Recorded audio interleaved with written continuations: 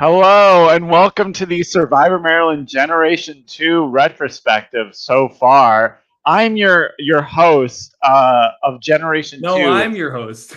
What? I'm Anders in case you didn't know. And then joining us, of course, is Generation 1 host, founder of Survivor Maryland, Austin. Hello, how you doing?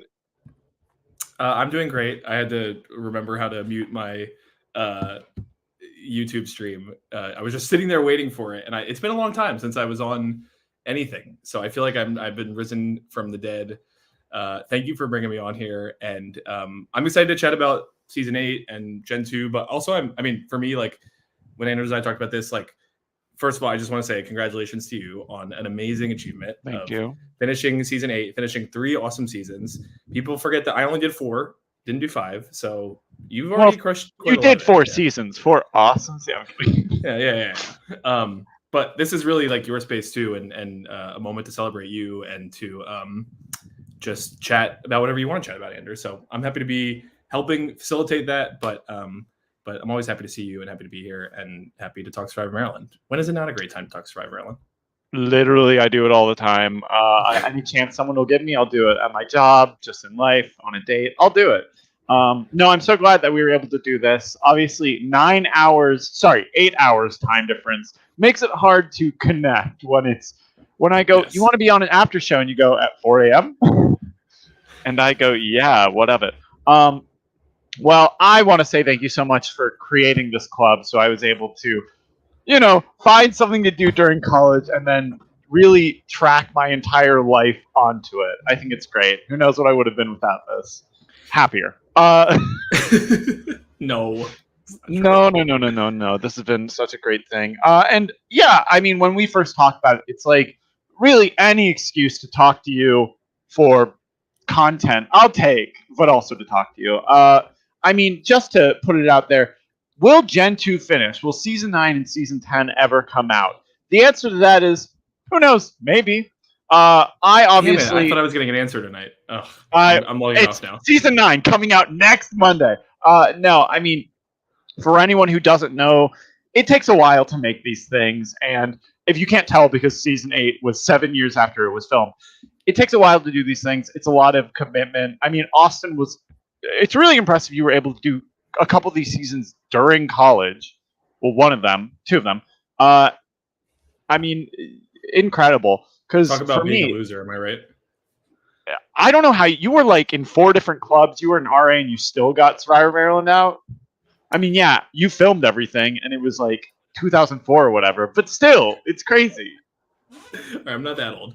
But I did one time convince Keith Nail, may he rest in peace, that I was on Marquesas, and that's why I was at a reality event. So I pretty much have been around this community forever. But yeah, it is exhausting, and I think people need to know that when they ask you the question about Season 9 and everything else. And honestly, when they ask anyone in Survivor Maryland or this college Survivor community about future seasons, it's so much work. Like, it is, take the amount of work that you think it is and multiply it times 100, because it just, if you want to actually produce something that's coherent and quality, then you have to spend the time doing every little bit of it. And like, not only the scenes and the stitching together, but the sound and the music. And God knows, how anal I am about music. So that took me my God.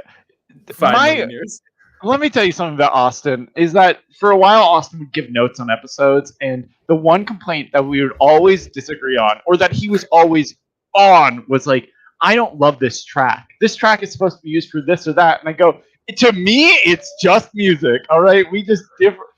Look, Survivor music is sacred, Anders, and it affects the whole scene. Have you ever seen those clips where you take like a serious, intense clip from something in a movie, and then they just put some like goofy ass track over it? Like, I'm not saying dictates how you feel about everything. But it's also funny because you, in your early seasons, would use just like copyrighted music, just this is from the Batman movies, and it's like, yeah, wow, so sacred. How did they use this on Survivor? Chris Thomas walking into, I came in like a wrecking ball. Come on, iconic, Anders. Yeah, I mean, and then we did wrecking ball for the winners at core or whatever. Core, what did we call it? Oh, that's true. Yeah, Generations at core. Generations at core. I forgot. Yes, epic. Have people not seen that? I wonder if people have seen that now that, or well, they saw it live. You know what? And there will be edited versions of it theoretically. So, uh, if you That's true. haven't, there will be more Survivor Maryland content coming your way. The good news is, no matter whether I do seasons 9 and 10, there will be future Survivor Maryland seasons. When? Luckily, not my problem. And to all the future Survivor and current Survivor Maryland exec, presidents, members who are like, I'm so excited for my season, you should tell your hosts and editors to get on that. It's easy, it's quick, it's fun. And if they just put their heart and drive into it, they can get it done in a couple months tops for sure. And that's why you should be on them. Yeah, I mean, finishing season 8 was so important to me specifically because season 8 is my favorite season of my generation. That doesn't mean seasons 9 and 10 aren't good or that 7 and 6 aren't good. It's just season 8 to me was perfect in so many ways. I just found everyone in it to be so intense, interesting, dynamic, and I really do love the final three. I know that a lot of people didn't love how it ended, but I think that's the beauty of Survivor is that I don't think it's a story that is fully dictated by who wins and who loses. If that were the case, I'm sure a lot of people would not love Terrapin Trials the way I do. I love Terrapin Trials, and I do not love the winner at all. Yeah. Terry's gonna come but I think, hey, all Terry fans, come at me. All two of you. I think that Survivor is a story about how people get to the end, about why someone wins, but you also get to know all the characters along the way. Like, people love Sari despite the fact she's never won, and I don't think someone winning or losing destroys the story or the character or any of that. So I love season 8, and I love this show, and yeah, I'm happy to have finished season 8 and season 7 and season 6. Even people who fucking hated them, I don't give a shit. Yeah. I love those. Well, Anders, I wanted to ask you, like, you obviously are kind of touching on it a little bit, but like, how do you feel now that it's done? Like, you have put so much. I feel like the emotional investment you put towards season 6 and season 7, they were for their own sake, but a lot of it, I think, was for you to be able to build up towards season 8, which is your creme de la creme, like your just like, or coup d'etat, whatever the phrase is, like that. This has been your baby for the long time, and for good reason. How are you feeling afterwards now that it's done?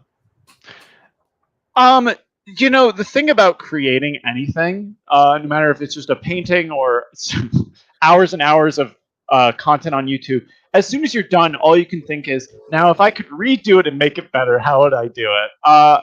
Like, I love season 6 and season 7, but I do feel like if I could go back in time and do them with the skills I have now, they'd be better, they'd be more well received, and I'd feel a little bit better about it. I mean, them existing is already the greatest thing that could happen. But I'm sure you feel this way. It's like, I go back and I watch it and I go, I would make a couple changes here. I'd, make some fine tuning. Because they are good seasons and there are good characters. I just think that certain elements maybe drown them out. And I don't think there's any way to truly replicate how you feel about something. I think once you put it out in the world and people have their own spin on it, it's like, even though I love season 7, and I do love the people in season 7, I think that everyone's a great character. I don't love the strategy of it, and I think people's hate for it has made it a much harder season to champion in that way, which is why season 8 is so special, because I knew even though JS wins and people will not love that, it's still a great season despite people's dislike for the winner. Did you feel like the fan reaction was about what you expected, different from what you expected? Like, what? Yeah, obviously, as you said, you knew that would be somewhat controversial going into it. I mean, I was probably the first person to like rage at the end after Katie lost. But I was fucking livid after Final Tribal, where not only Katie basically gets shut out, but JS wins so handily. It's like, are you fucking joking? What's happening? Like, I mean, I had a different perspective on JS during the season and now, but because to be clear, JS and I did not get along during the season. I know, shocking, but he was an asshole to me. He got better. You're never gonna get over that damn blender moment. You get jaw surgery, all right? You get jaw surgery and you're already feeling self-conscious. This guy who doesn't know you comes up and talks shit about you and your fucking surgery. He goes, what's wrong with your face? It's like, I don't know, die? Leave me alone. I don't know you. JS and I had interacted one time in an interview where he was not at all enjoyable to be around. Then the second interaction we have, he insults me 2 weeks post-surgery. Of course I didn't like him. I'm just flashing to that moment when you said that your players respect you more than me, and then flashing to JS with the blender. JS didn't respect anyone. All right. Yeah. But what was your question? Oh, just how you're. Oh, what you thought the fan reaction was different. Oh yes, I mean, I didn't expect people to hate season 7 as much as they did. Like I know season 7 was not something I was thrilled about, which is why I brought up Doug and Santi every week. Doug needs to go home, get rid of this group, and they never did, and that's why season 8 had the twists it had.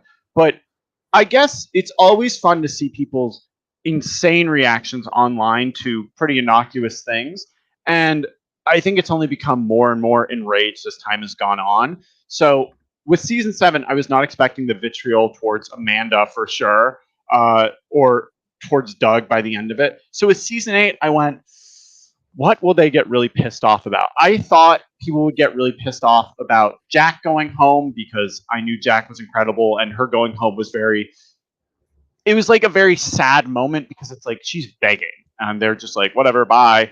I was worried that people would really be mad when Faith went home because JS had the fucking returnee thing, or when Jess went home, and I was definitely worried about the finale, JS winning.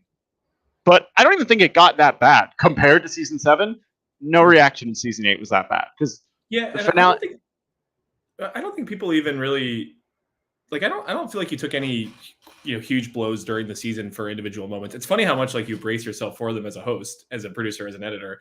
You're like, oh God, the queen, whoever's going. I mean, I guess the hardest stuff I think for you in real time too was the early quits. Like that was the part that really was like you knew the season had a lot of promise. Like I remember the first day, like I think it came across in the TV production, but I don't know if people totally like recognize the first day. I just remember feeling like the cast popped so much, and you just know like in certain moments standing on the mall, people when it's higher energy versus not, and everybody was just delivering, even like the way they responded to you. And so to have like those early moments, I think were tough, but once you got through that, I feel like everybody was pretty high on the season 8 stuff, even if they had certain opinions. But that's what you want.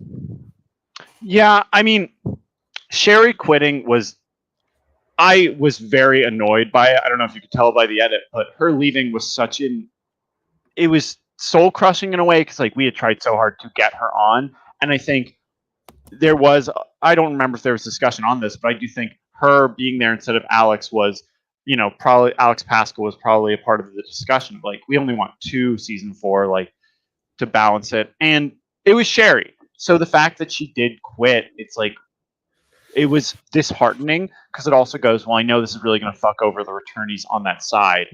And then Meisner quitting was just a real, oh my God. He was going to get voted out anyways. Like, why quit? Just let it happen. And it was annoying, but I'm glad that they went out before the Faith thing because then it stalled that story, but it gave us more time. It gave me more time to really crystallize in the edit everyone on that side. So it wasn't so rushed, but it was annoying for sure. But I do feel like that's not uncommon in a lot of games, live games, reality shows, whatever, where early on people who think they can handle it just can't. Sometimes it's day 3 and you really want your vape. And you just gotta leave. This was such a moment that came and went on the Survivor Maryland Discord, where Hannah of season 45 didn't know what Survivor Maryland was, but she thought it was just people from Maryland who like Survivor, and she was like, "I'm sorry for disappointing you guys." And it's just like, it's okay, Hannah. Like you went on and you decided you didn't want to do it. Like Emily stayed, and then she's like, "Wait, what is Survivor Maryland?" I love that. Hannah's a queen in my mind. I completely missed this moment. Oh, it was incredible. It just happened randomly where she's like, "Sorry for disappointing." Oh, queen. Hey, maybe bring her back for a future season if she's a grad student or something like that. Why not? Oh, I wish. Chelsea Walker was the biggest miss of my generation. That like we literally would talked a couple times on Twitter while we were both at Maryland because I saw her application. She had it on YouTube, and I just like I never even like recruited her properly to play until I think it was like her last semester or something. And like Chelsea's great and another icon forgotten throughout history, but she should have been on Survivor Maryland. Big mistake. So her and Hannah for Survivor Maryland 27 CBS players at war. Yeah, big mistake, huge. I mean, you could have had Chelsea Walker. You made a face. Sorry, my Siri decided to get involved in this podcast. Yeah, Siri, what's your thought on Chelsea Walker? Rob? Siri is a character on Survivor Maryland, famously. Siri, I'm not talking to you. No. Anyway, Evan and Mike. Siri, what's his bank account? This is turning into a disaster. I told you I'm not used. This is where I'm turning into the full old man. You go, where are you? Are you in there? It's okay. You're old now. What were we talking about? Oh yeah, season 8, great season. Was I expecting the reactions? Not. I was expecting them to be more, and I do think, even though people were probably annoyed by the 3rd episode that nothing big had happened, I just knew that the rest of the season would pull them through. I do think, though, 2 quits in the beginning is always a fear one has for these kind of games. What are you? Everyone's most important question, I'm sure, is what are you doing with your time? How are you spending it? What's life like without editing? Wow, I mean, it's boring. You know, when I was editing, it was basically whenever I was done with work, I'd be editing. I'd be on the computer doing stuff. I'd be really in the zone. Now it's like I'm done with work and I just go hang out with people. I go see movies. Sometimes I think about, what if I was editing season 9 right now? And then I go, that's unhealthy. There's not really, once you're done with a project, you're just sort of left with this big void of something to do. What did you do when you were done with All Stars? You just sort of lived life? Well, I would say having a long-term relationship, it was definitely a benefit because, it was a benefit for the relationship because I don't think I could have sustained another 2+ years of editing a show for like basically a second full-time job. I think I remember the biggest feeling I had is like the next week, because I think we finished right around Labor Day. And the next week, like I start work again, and someone just like on a weeknight asked me like, hey, do you want to go like for a birthday? Like it's my birthday. You want to come to dinner? And the training in me for the past 3 years would have been like, no, absolutely not. I have to do editing. And I was just like, yeah, I do want to go to that. And then I went and I had a good time and I had no obligations hanging over my head. And I just sat the next Sunday and I watched football for maybe 11 hours straight. And it was really nice. And like that is the biggest adjustment I had to take, was like, oh, I don't have reason to say no to things. I can actually go proactively, just do and say yes to events, which is honestly a very freeing feeling.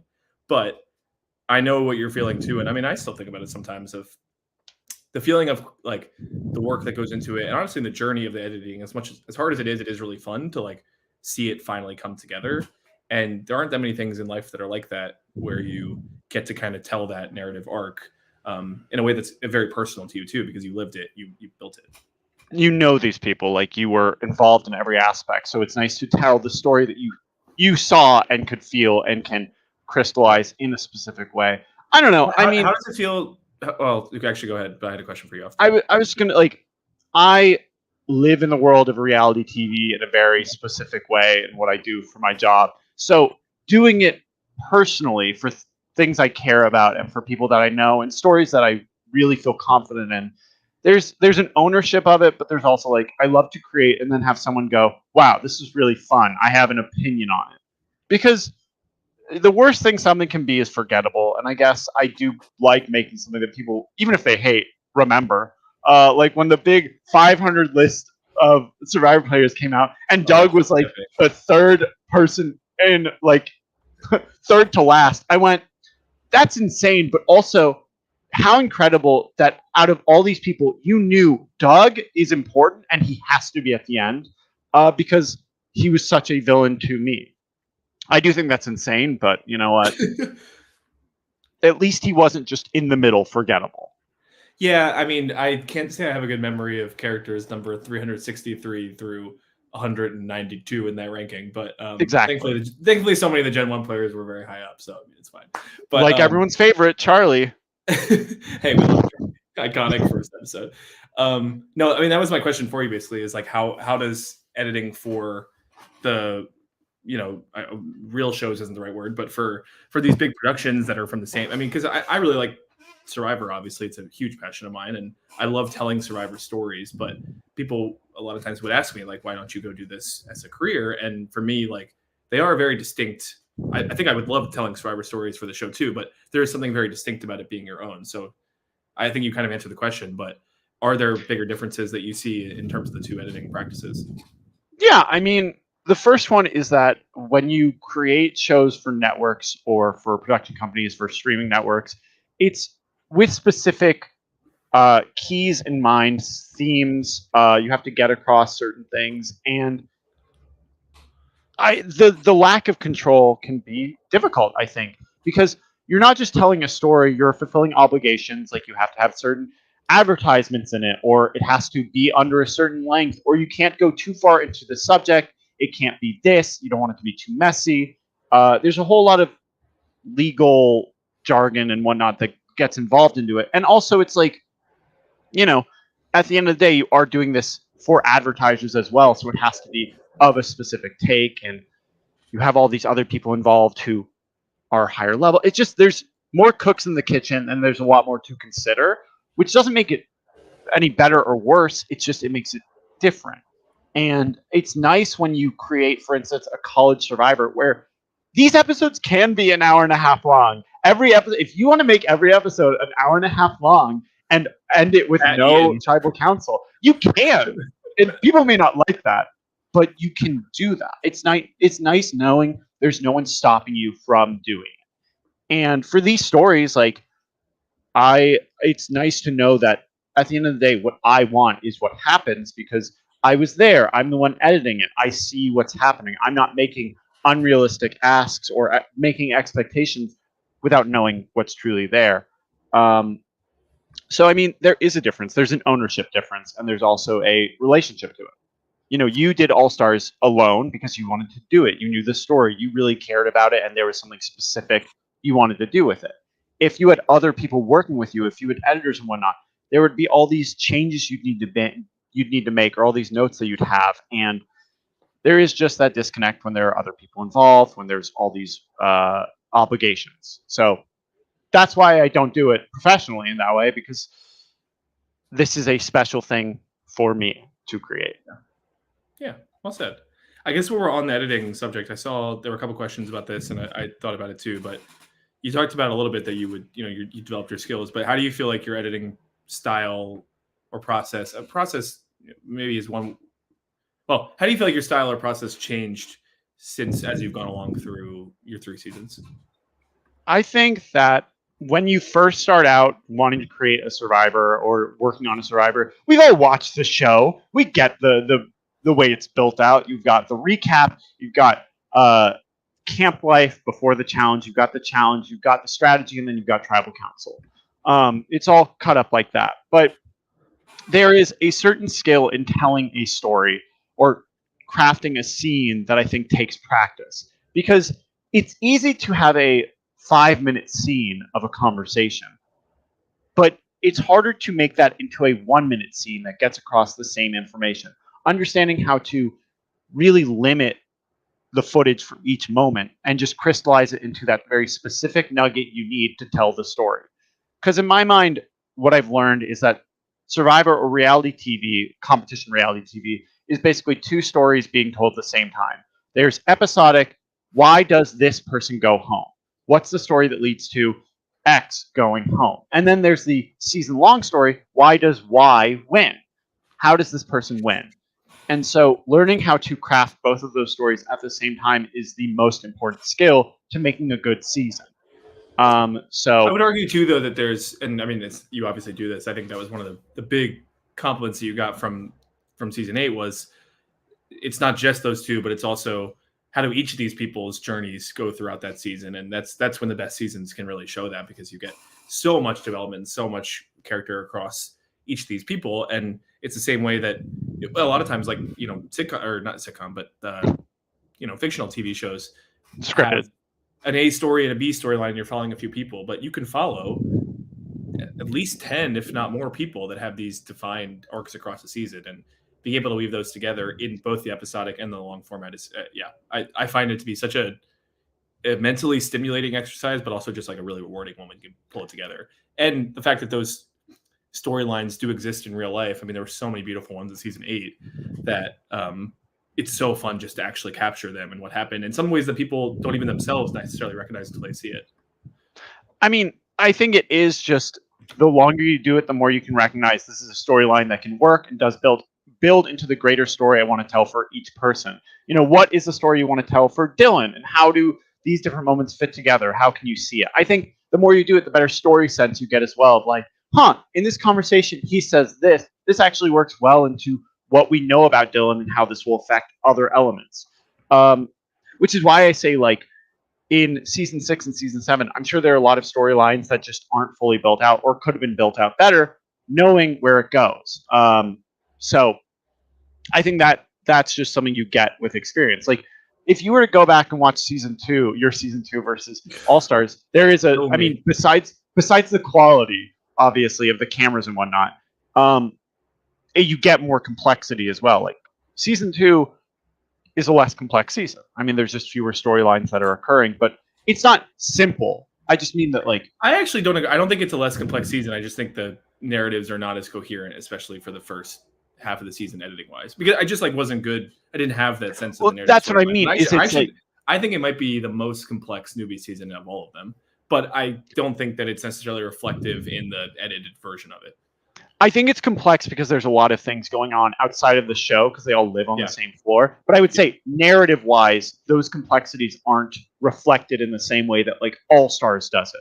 Sure. Like, we know there's drama, but we don't see it, and it's not told in the way that you would expect because, well, you didn't have that footage, and, like, it's hard to synthesize, or it's hard to, say, here's the drama on the floor you need to understand. Yeah, it's like, I think a really simple storyline is Terrapin Trials, and that's literally part of it is because the non-Fluke Victoria, like Fluke Victoria submitted like 90% of the confessions and scenes, so of course you're going to be focusing on that narrative. But yeah, or like season 3 versus season 4, Guts and Glory has way more storylines occurring than season 3 does, because you just have more active participants in that way.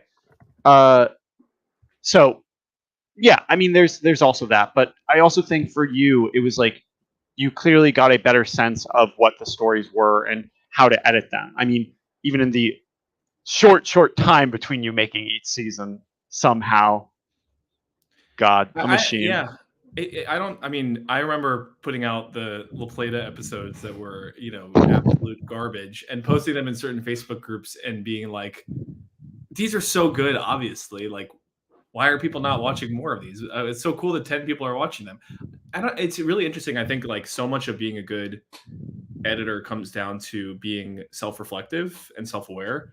And especially, like, we've talked about this a lot, but in the online community, for good reason, and thankfully, like, the fans are really generous to amateur Survivor creators. Like, we're doing this of our own love and volition with no payment, no rewards from it really, besides our own satisfaction and that of the people watching. Legally, no rewards. Literally, yeah, CBS, we don't get any rewards, even though there are ads on the freaking All Stars. So I feel like I should get some royalties. But regardless, but you could easily read things and see a few comments that are like, "This is so great," whatever, and just say like, "Yeah, okay, great, I'm doing a great job." And for me, it took like taking some time away, a very limited time, as you said, and watching the episodes back and being like, oh, this was a completely garbage quality, garbage editing. And like, I still, even All Stars, which like, I feel like is my masterpiece. And like, I worked really hard on crafting every moment. I'll go back and watch now and be like, oh, I definitely would tweak that and refine that and shorten that by a little bit, or change this here. Or, like, if you're not being self-critical, then you will never advance. And that's true in a lot of things, but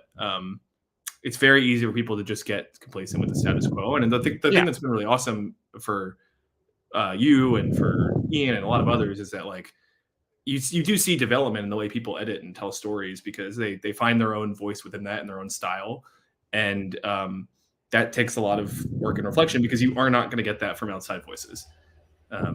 So I've really enjoyed watching you grow into that, like over the 3 seasons, and it really strongly reflects as you've gone from season 6 to season 8.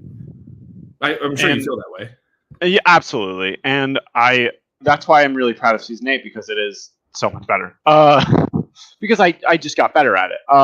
But I think that sort of dovetails nicely into me talking a little bit about season 8. I mean, season 8 is basically the creation of reaction to season 7 and season 6. Like, I started out in Survivor Maryland working as crew for season 5 All Stars, and that season was dynamic. There was a lot going on. There were a lot of fun characters. The tribals were incredible.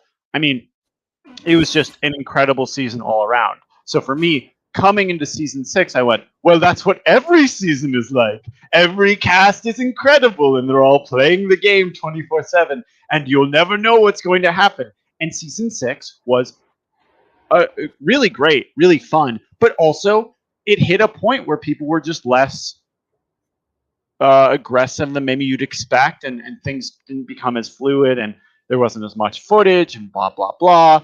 There was, a couple things that happened that were less than thrilling for me. And you just go, oh fuck, like this is not always going to be All Stars level. And then season 7 starts out incredible, so much fun, and then hits a point where the game stagnates in a lot of ways, and the ending is really dark in certain aspects. And so I come into season 8 and I go, we've got to change this. I need people to play harder. I need people to be more cutthroat. Like, I know this is a club, but why aren't more people screaming and crying? That was a question that we had too about how casting changed during your seasons, and I definitely remember that being an extremely intentional pivot that you made and we made going into season 8, which was, thank you for pulling it up. This is why you're the host.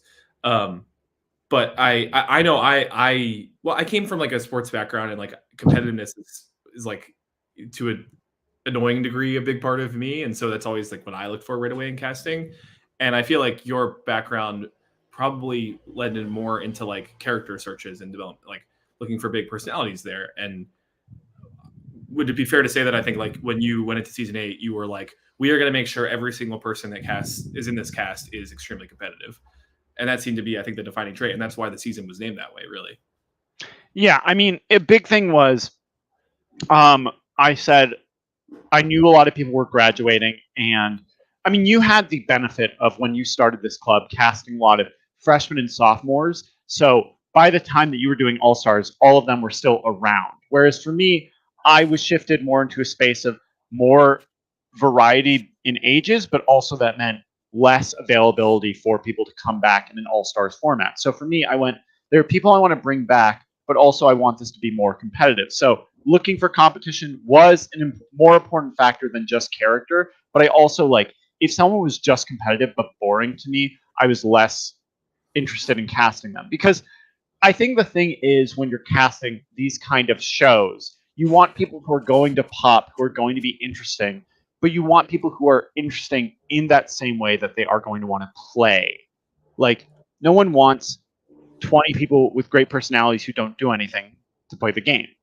And no one wants 20 people who are all just going to play, like, fight, but be boring as hell to interview. Because then why do you want to watch it? There's a reason that, yeah. I totally agree with that, but I think I err, and I think there's always you have to find it's on the fringes, right? Like, do you choose someone who's super competitive and maybe not the most exciting personality, or someone who's a decent, good personality, but not the most competitive? And those are the decisions you make on the flip back and forth. And I think for this season, you leaned more towards thankfully you found enough of both, really. Right. But like, I think even Katie is a good example where, like, Katie, when she interviewed, you could tell how like smart and strategic and like almost cutthroat she was. But when she interviewed for season 4, she'd never seen Survivor, or I don't think ever seen Survivor before. And she wouldn't have jumped out as like this big, larger than life personality. She certainly had personality, but it was much more about the intensity and competitiveness. And so I feel like those people, when you really find the people who are truly in it for like, and will put their lives on the line to win something, that almost comes out as personality in a way that I do find really interesting. And it makes the show much more dynamic too. So I feel like you can usually, as long as they're not truly boring, which some people are, sorry to those people, you can usually make up for personality with competitiveness, I think, sometimes.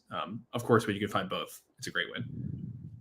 And I think a big part of bringing back returners was something we talked about with casting and with this game, is that we have expectations of how people play, but when you're put into this situation, the cast does make the rules effectively of how does strategy work and what are we doing, and they kind of need to be guided to play harder.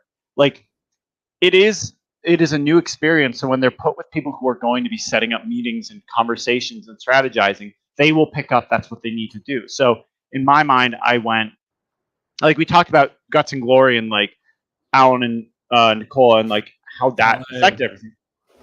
Yes, Purple Alan King.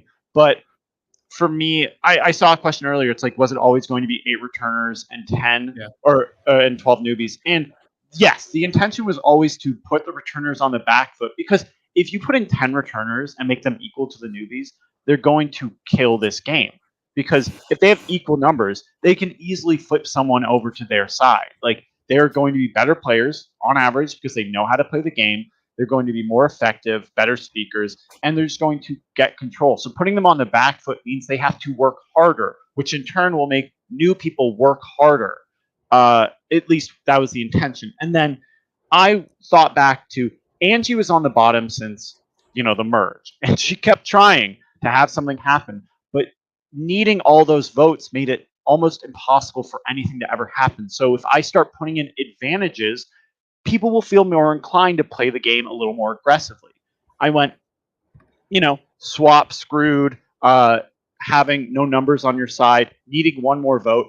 If you have an advantage that can switch things around, that's when you get really exciting gameplay. So when Eric had the vote steal and he nearly got rid of Doug, that was incredible. That was such a great moment.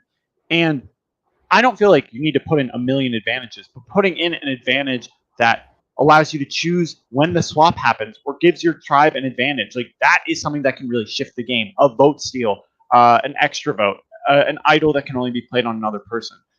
And I think what made Season 8 so great is that the game changers are there, but they are not what drives the game.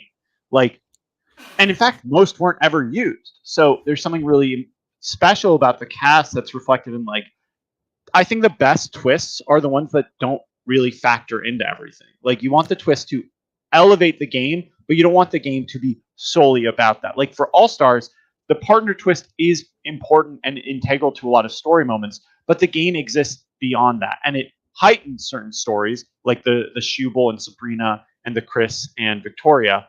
But it's not like every episode is just about who are the pairs and how are the pairs feeling and what are they doing. Yeah. I think two of the biggest principles I had for seasons were, one, the host should be as minimal as possible. It's not about the host, and it's not about the twist. Like the season should be about the players and the cast 99% of the time.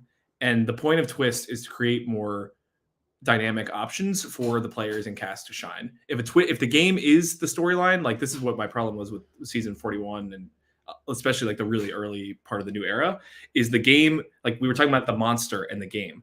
That is not the point of Survivor. The point of Survivor is the people, and you can adapt the game and create twists to make sure that players have options. That was the partner twist for me, is that it was intended to create more relationships and more options for people in the cast to play with in this really, dynamic season with all these strategic players who had all this background. Giving them more to work with and more to choose from, I thought was a net benefit, and I think it was.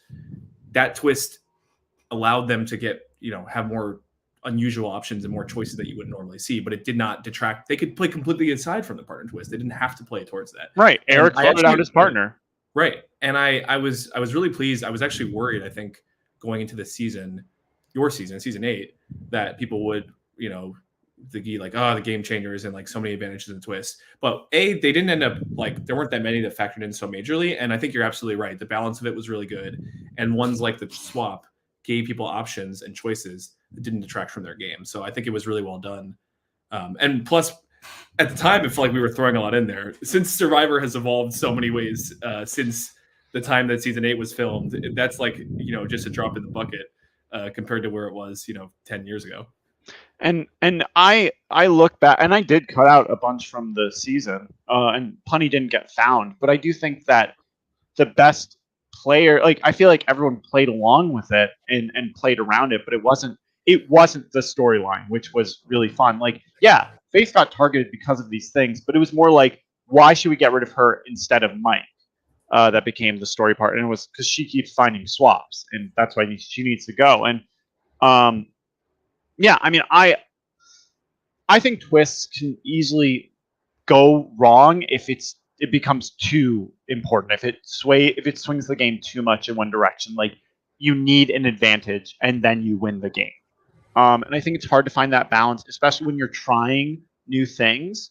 Uh, I think it's easy to go too far, which is why, if I could go back and change maybe somehow, of some of the twists that I thought ever did, I would edge more on let's make it less than more. But like do you remember? Are there any twists that you considered or we considered like major story or theme twist or something like that? I don't really remember what else was on the table.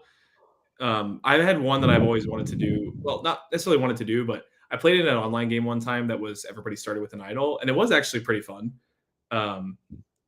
And I won, so that was good too. But I would be very interested to see what that was like in a real game. But was there anything else that like ever floated through your head on the different seasons? I mean, obviously, season 9 and season 10 don't have any major format things like that, so we're not spoiling anything. Season 9 has, and if I could go back, I would change a lot about season 9.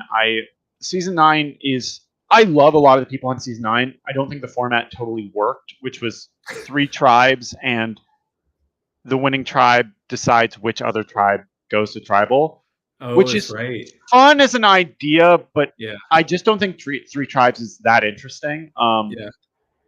It was flatter, I think, than we expected. It definitely has its moments and its benefits, but I still would probably go back and change it just because I think what made season 8 also so interesting is no swap really made the alliances and the relationships so clear and still so dynamic. Like, it didn't feel like everyone was locked in. But can we give because if it happens, it's a long time away. I think it's fair to say with season 9. And can we give the tribes and the theme for that season just so people? Sure. So season 9 is called Clash of Fans, based on the very popular app Clash of Clans. I did not vote for this one. Did not vote for that one. Whatever. And the theme is each tribe is built up a different fan type. So one is super fans, one is casual fan, and one is not fans. Wasn't there some other name for them? There was something. I'm sure there was, and if I were to go back to the footage, I would know. I just can't remember. They just didn't watch the show. So it was definitely funny. It's just like going back, kind of like a silly concept. Not dumb. It's definitely silly. Like going back, major conflict is a silly concept, but I love. No. Major concept made so much sense on a college campus. That had to be done at some point. And I loved it. I think it absolutely lived up to what its core was. And you know what? I still laugh that I made a challenge called the Gen Ed Challenge. It's so silly. And I think that twist is funny. I think that I'm sad that it worked out the way it did, but I think that concept is very cool. And again, I love major conflict as just a format and everything. Yeah, big major concept night. Major concept. Yeah, this is actually your season 7 retrospective, I think. Since we're like 45 minutes in and we could shoot the shit for a million years, I feel like we could. There's been a lot of good questions both before and during that we could start to answer, or a lot of the questions were around like top moments and players and stuff, and maybe we'll save that till the end. Did you want to talk about like there's some things we could talk about in season 8 for a bit and then go into questions, or where do you want to go next? Yeah. I mean, we can just start answering questions about season 8 and then see where that takes us. But like I see, like I'm just on the Discord and I see from RK Lima, were the eight returnees? Go ahead. Yeah, go ahead. You answered that one. Yeah, I had that one too. Were the eight returnees for? Yeah. Sorry, this is the worst. You want to ask the questions? You go. Nope, go. Okay. He says, were the 8 returnees for winner take all always going to be those 8, or were there any alternates? So there were people who applied who we just discussed. Like I prioritized people who would never be able to play again. They were second semester seniors. So to me, it's like, yeah, Mike, Madonna, Morgan weren't exactly the people you would expect to come back, but I went, they'll never have another shot. And I think they both learned a little bit and can change something. So for me, people like Mike, Madonna, and Morgan, and Sherry and Katie were important for that aspect. But we had people like, I think there was discussion of Liam was up there as a possible returnee. Natalia, Liam, my favorite. Natalia was a possibility, and I love Natalia. She applied. I don't know. Anyone's a possibility then.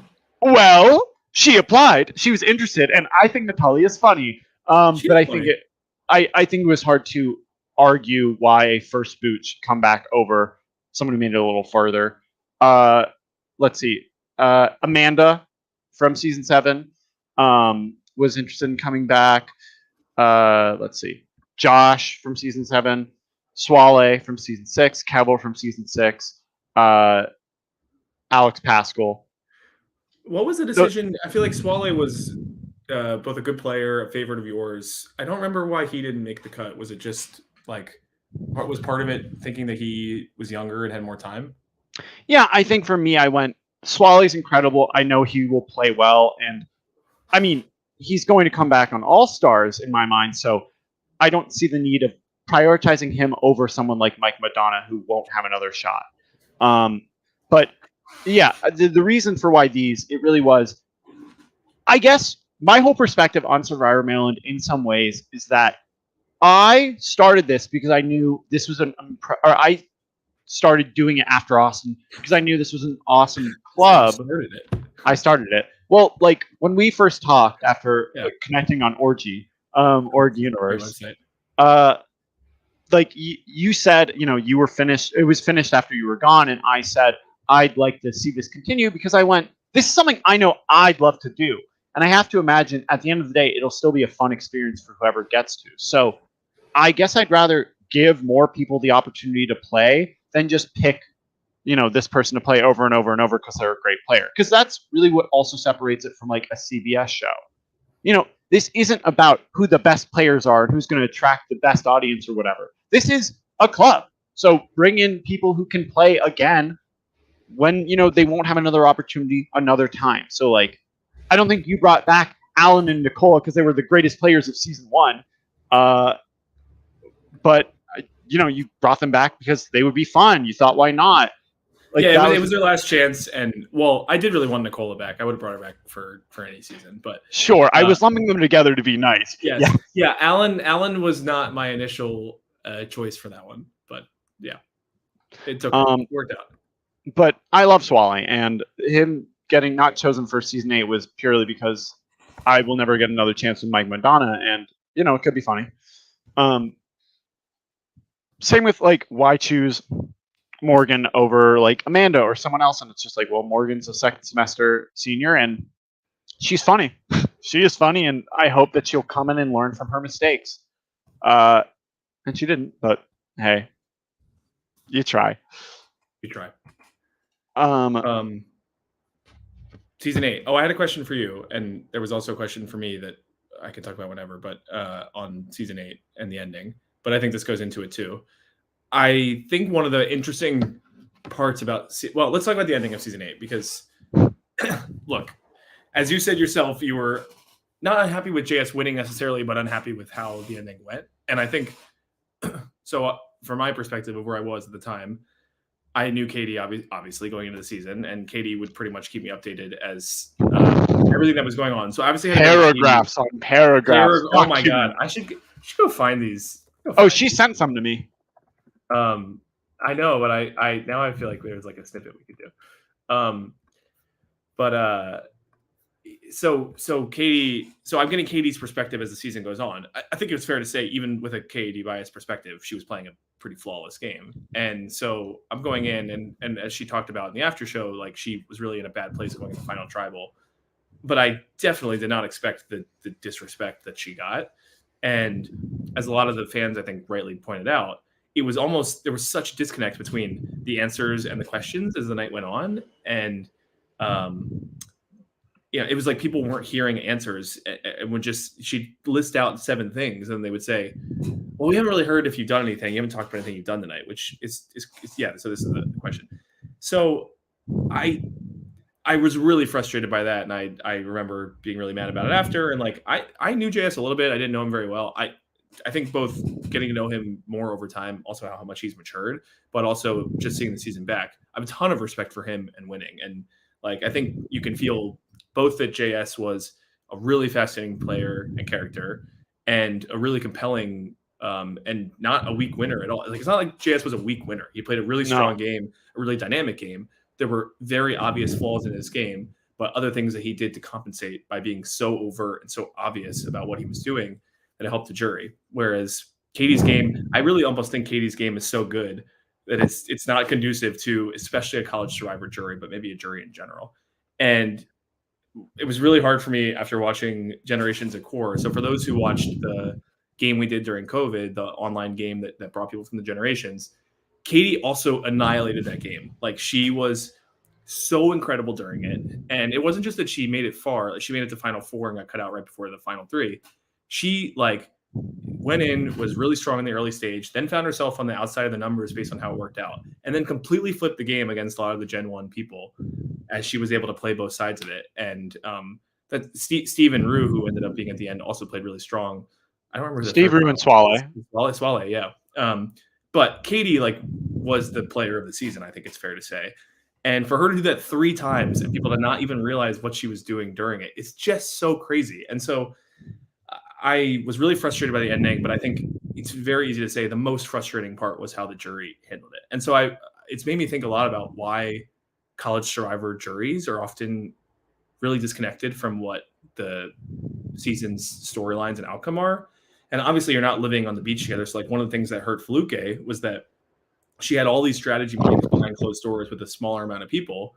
And the rest of the group only saw the like boisterous, very loud part of her that didn't seem like a strategic player. And they had no idea what was going on behind the scenes. And, that hurt her in the finals, even if there were other factors in that too. You see it with, I don't know, like, I feel like there's other examples as well in the Maryland run, but people just like the juries don't have necessarily a sense of everything that's going on. So I was wondering if you had thoughts on like, what is the difference between college survivor juries? And I don't know if fix is the right word, but how do you create a scenario where these juries are not so disconnected from the reality of what happened? So I have been thinking about this a lot, and I think one of the reasons why I was really unhappy with JS winning at that point is because JS throughout the entire season had played a certain way that honestly annoying, but not bad. It's only at the point of at Final 6 when he became so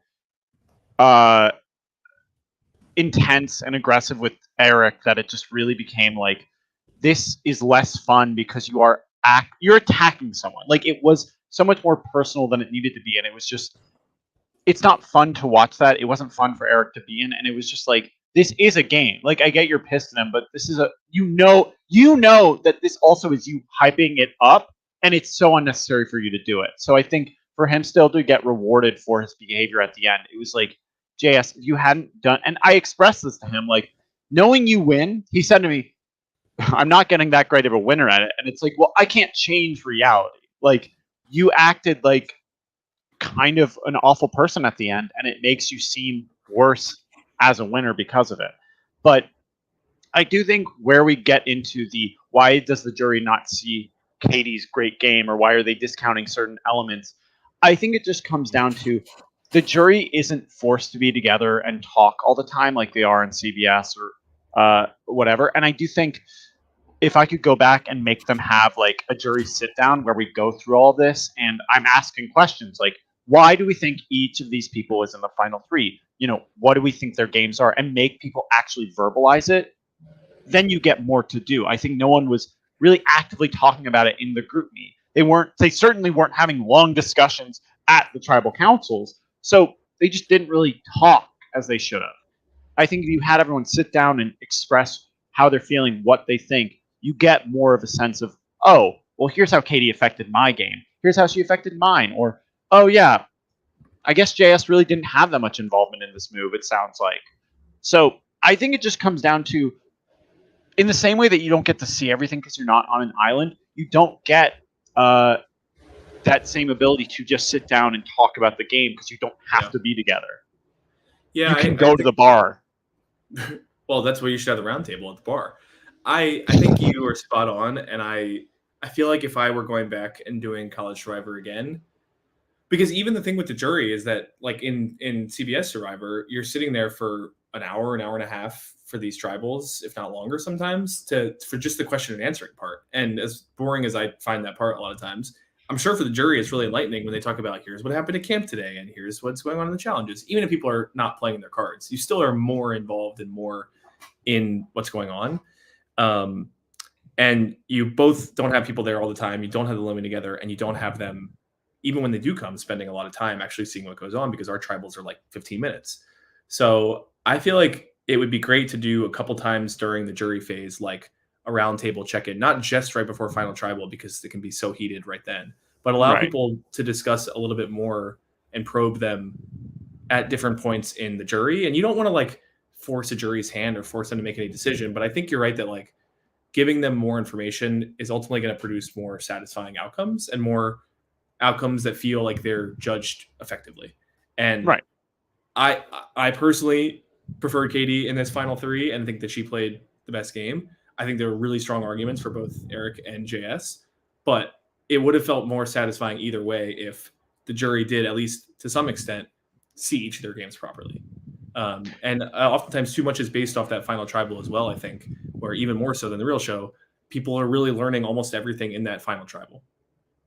I think that happens on CBS Survivor as well. I think it is just a complexity of the game and this happens on Big Brother too. I mean, I know that you don't love watching Big Brother, but this is kind of similar to how their finale is too. It's like it feels very rushed to just sort of say it all at the end, but it's hard to, I guess, effectively evaluate games while you're in it in this very condensed time frame, unless you are forced to really sit down and discuss it. And these games are often so complex. There's so many layers to every decision. That's why you have, these hour-long discussions about why a move was made, each relationship, blah, blah, blah. There's so much to go into it. And it's hard to, even if you were to have these sit-downs, really get into the nitty-gritty of why things are done, who played the best, which move can be credited to who. So I don't think there's ever going to be a perfect jury. And I think what I loved about this final three in particular, even though I was unhappy with how JS ended it all, JS, Eric, and Katie all had very clear narratives and reasons to win. Even though Katie had the most comprehensive game, I don't think her win would have been. I don't think Eric winning would have been any less justifying her game, or JS winning justifying her game any less. It's just, what people saw, what people accepted, and what people talked about. And sometimes flashier games get that credit because people see it. Yeah. And I think that comes to they all knew they needed to take out JS because he had played a very flashy game. Like, it's a hard question because I think we often view good Survivor games as about control and how do you limit your risk in any situation. And Katie had the most control in the game, with Eggroll pretty close in a lot of the assets that are working together. But if you can't control things enough to get the person that had control and had all these different storylines out at the end, then that's a knock on the control because you weren't able to affect the outcome that you want. So as much as I think Katie's style of game resonates for me, that social, like, to be that incredible of a social player, and really for me, the reason I think Katie should have won is because you have Eric Meister coming in on day one saying, "This is Alex Rodriguez. We have to get her out." Right. I loved that moment, and I couldn't believe it in real time. And of course, it makes her seem like such an obvious threat. And I even remember when we talked about the premiere, I was like, "This is the moment of the premiere. Like, this is the defining moment that sets up a lot of the narrative of the season." In my mind, that's because the fact that Katie was able to overcome that and mitigate her threat level while also still playing a really strong game. It's just it's like gymnastics. Simone Biles puts a degree of difficulty up that's higher than anybody else, and so her score is so much higher because of what she's doing. Katie's degree of difficulty was so much higher than anybody else's that's why I think that she should have won. At the same time, JS elevated his degree of difficulty very high, which some would say maybe wasn't the smartest strategy, but if you're able to get to the end, then I can understand why that is rewarded. So my feeling is still that Katie was my preferred winner, but I think JS is still a good winner. And both of those things can be true, even if you prefer one or the other.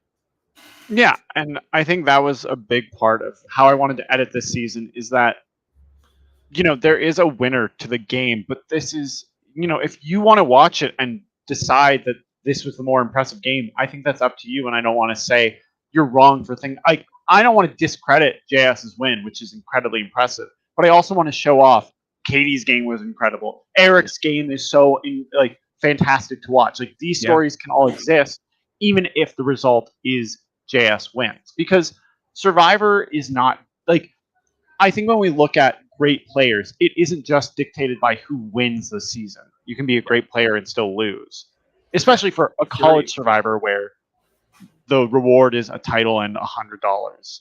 Yeah. Should we? There were a bunch of other questions from season 8 that I saw that I was going to ask you. Well, one that was asked to me was, let's just clear up the misconception here, because it's crazy how on a lot of these shows people remember a crazy amount of details from things. I did not ever say that season 8 was better than All Stars in my mind, and I would never say that anything is better than All Stars, because that's like saying that I like someone more than my own child. But I do remember saying that I think season 8 was a contender to be the second best season in Maryland, and I think after seeing it, it's like I think it's a very strong case to be made. I think it's hard because like a returner season comparing to a straight newbie is always going to be tough, but like I'm willing to put it up there, and if others do feel differently, then that's fine, I think. But I How think gracious of you to put it as second to your own. Yeah, that's fair. I think it's fair. Look, All Stars. No, and it is. It's just funny. Yeah. It's just fun. Look, we all remember different things, I suppose. And would JS ever lie? I can't see that. Once, yeah. Not once. Another question that you got for season 8 was, do you have a biggest what if of the season? Oh God. Do I have a biggest what if for this season? I don't really think about what if I had changed up which returner I put on each tribe, because I don't think there would have been a better split for them. I'm really happy with that. I think what if I had put in 2 idols instead of just one? Because I had put in only 1 idol for the pre-merge, just because there were going to be so many other advantages. There was a second idol. Who would have found it? What would have happened? What if Faith had used her tribe swap instead of not doing that and just sort of sitting around? How would things have changed? I guess what if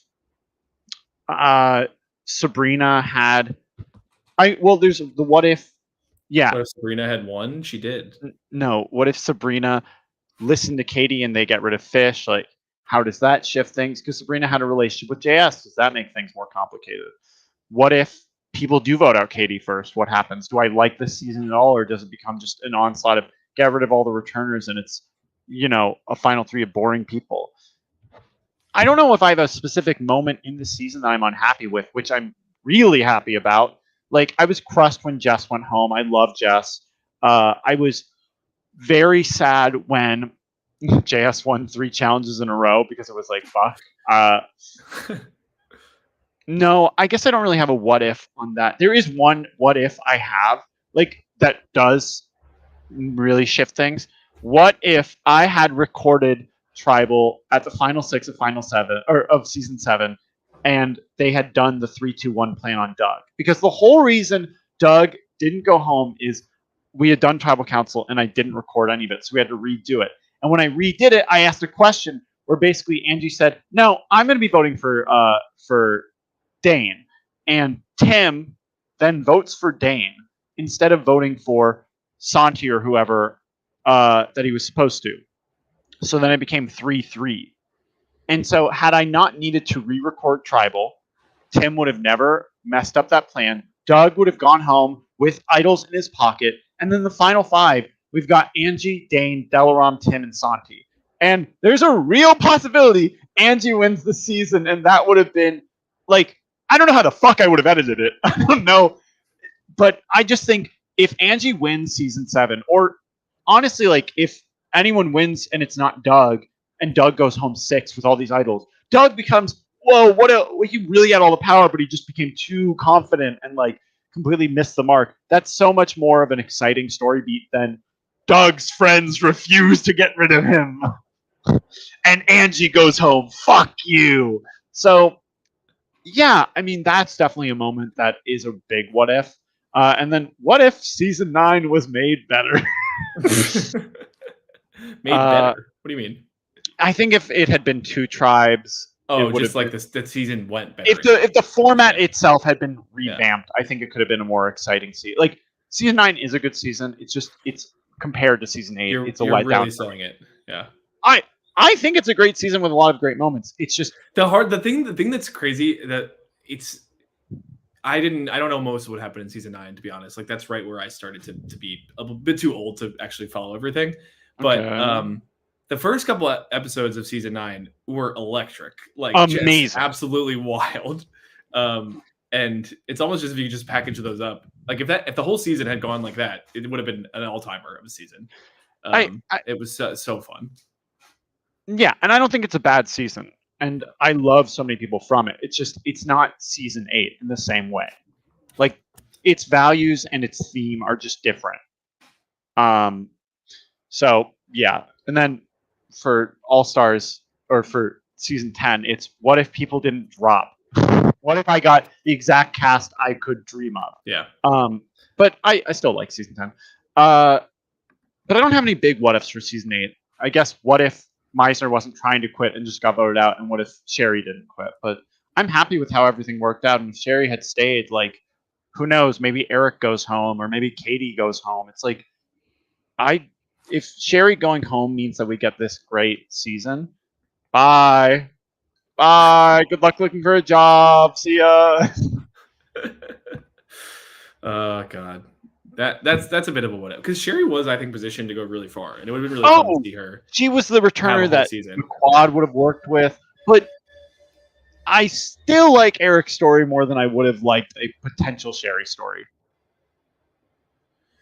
Yeah, for Eric, yeah. I mean, Eric's story was maybe my favorite thing of the whole season. I didn't expect it to be as rewarding as it was, but the finale culmination of his story arc and character, and I mean, he was so fun in season 7 as well. Like I mean, one of the things that was really fun for me was just being able to experience what you experienced when you were doing the shows, because, like, you know, obviously I would hear about things and visit a couple times, but it's different when you're actually living it and hearing the confessionals. And Eric was such a big one that, like, I heard about but didn't fully appreciate, and now I can. And even like Morgan, I remember you saying, like, oh, she's one of my favorite confessionalists, and like, I'm not hearing the confessionals, so I'm just seeing it from the outside, like, okay, Morgan, like, seems cool enough. She's incredible. She's so funny. Yeah, she's so fun. I mean, every quote that she had was absolute gold. So I would even say, and this was a question too, is there anyone that surprised you in Gen 2 or season 8 of their performance? I really enjoyed Sam, and, like, to be honest, Sam in the season was some of the things we would like. She just was wrong on a lot of perceptions of what was going on in things. But I really enjoyed Sam watching the show, and I think she actually did have a pulse on a lot of things, or she understood her role in the game a lot better than I thought that she did. Living in the moment, you see people like JS, Eric, Katie, even Morgan to a degree, like playing the game, understanding it, and trying to play around it.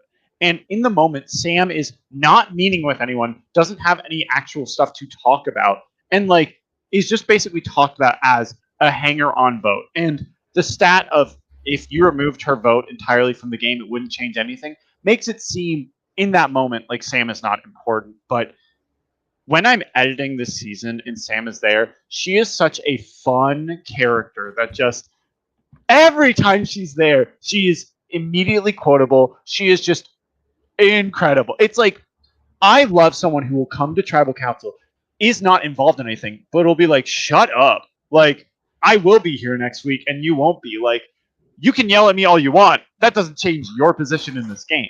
And I think when you do really when you make it to its most clear definition of what her game is, it's a pretty clear game. It's not impressive, but Sam knew she didn't have to be doing all of these things to stay alive, and that she didn't have to be lying or being extra. Like, she was herself, and people knew that, and it worked. And she loved Katie. You can't try to be someone other than yourself and succeed in Survivor. And it's interesting because I thought people a lot of people talked about how JS would play it up for the cameras and was playing this character, and he certainly was. And you could see the moments where it peeled back, and you got a little bit of like the real JS. But I would also say I think there's a bit of a nuance there where JS playing a character is who JS was. Like the dramatic part of JS, like is how he viewed himself. Like he cannot extricate himself from playing that character, and it obviously like at certain points he Bit him in the butt too. So it's weird. It's like almost like yes, you wish he wouldn't play that character up so much, and I think he's evolved from that character in real life to a lot of extents. But him playing that character and playing for the cameras was very much him. Like that was the real him, even if the real him was like a very played up version. There are moments you can see the bleed over where it's like it's very clear he is not a character, like where he's actually speaking out a little frustrated, whatever. But what made it hard is that JS was that, but also playing it up sometimes. Sam was never playing up who she was, and I think that's the beauty is that Sam was lying to people whenever she'd have conversations, and they believed her because they just went, well, it's weird, but like Sam's obviously not doing something. But she did have an idea of the game and how she wanted to play it. So I do love Sam upon reflection. I think she makes the season so fun just because. Yeah, I'm on the Sam Stan army. Yeah, consider me like riding the bus right now. Also, Andrew asking, what if the other team won Seal the Bacon? I mean, here's what happens. JS goes home. That if JS, first of all, it means Eric or Doug are the only two people who can be voted for. Andrew or Tony, I'm sorry, we'll probably tell Katie what's going to happen. And then the idols played on one of those two, and then JS goes home. That's what will happen if the other team wins. I'm glad that's not what happened. If JS goes home, I'm sorry, that actually makes the season worse because the newbies, some of them they just were so locked into this narrative that it's like, why? What benefit is there? Like, I get it. They've played the game before, but you're at the merge. Like, do something. Like, I just think about Michaela and Fish and how even confronted with the fact they were going to be voted out by the newbies, they still said, so should we vote out Eric? Like, if JS isn't there to flip, you're just not going to have those moments. You need someone like JS who's so self-interested and so willing to be the bad guy that he'll flip and then be an asshole to the other side. It's like, perfect. Yeah, but Andrews, you're missing the point. It's not a better game for Andrew, and that was the question. And it's a better game for Andrew if it goes differently. Yeah, I don't know, Andrew. I don't think that happens. Justice for Andrew. Look, I love Andrew. Obviously, I didn't want him to go home. I didn't want him to go home, but like it's Andrew. Look, it's just. I'm sorry. If you ever think Tony was going to flip, you're just wrong. Like, Tony was never going to go away from Jack and Miranda. I just don't see that world. Andrew, now you lost me. No, don't like that timeline. JS is just the one who flips. Is the answer. Like, that's his thing.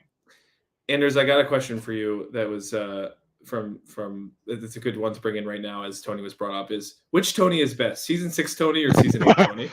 Well, okay. Season 8 Tony is an incredible lightning rod of just opinion. Like, he will fight. He will be defensive. He is just going to be a villain. And I think there's something really fun about a character to be a villain. Tony season 6 is an enigma. I mean, talk about playing a split character. Half the time he was drunk and absolutely not playing the game. And the other half of the time he was lucid and a good strategic player. So and the other half he was drunk and playing the game. Well, here's the thing. At least with Tony season 8, I could count that he would never show up to Tribal Council so shit-faced we had to end it and then take care of him. So yeah, that came up recently because I was explaining Survivor Maryland to somebody in London, which, by the way, the Brits, many of them have no concept of Survivor at all. And I literally told someone I was a fan of Survivor and all these other things. And for a while, they thought I was talking about specifically the Destiny's Child song and only that. And I was like, I love this one song. And I was like, what did you think I was talking about of like all these things I was doing for it? They're like, I just thought you were a really big Beyonce fan.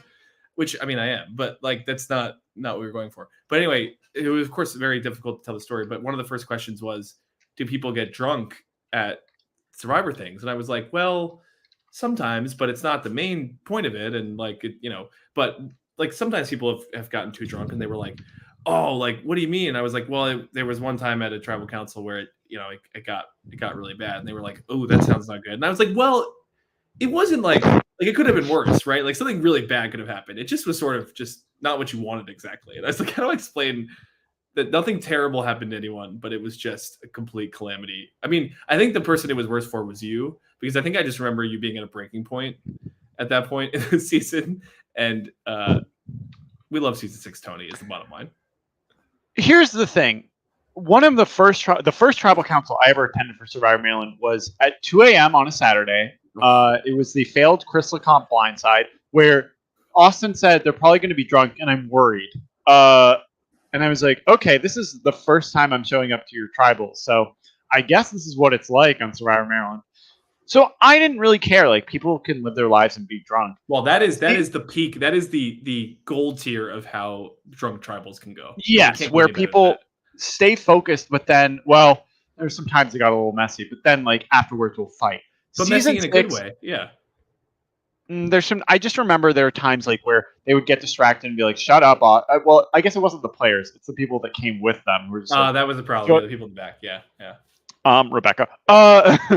But season 6 redefined how I view Survivor and drinking, which is that if you let people behave irresponsibly, they will take advantage of it and make it.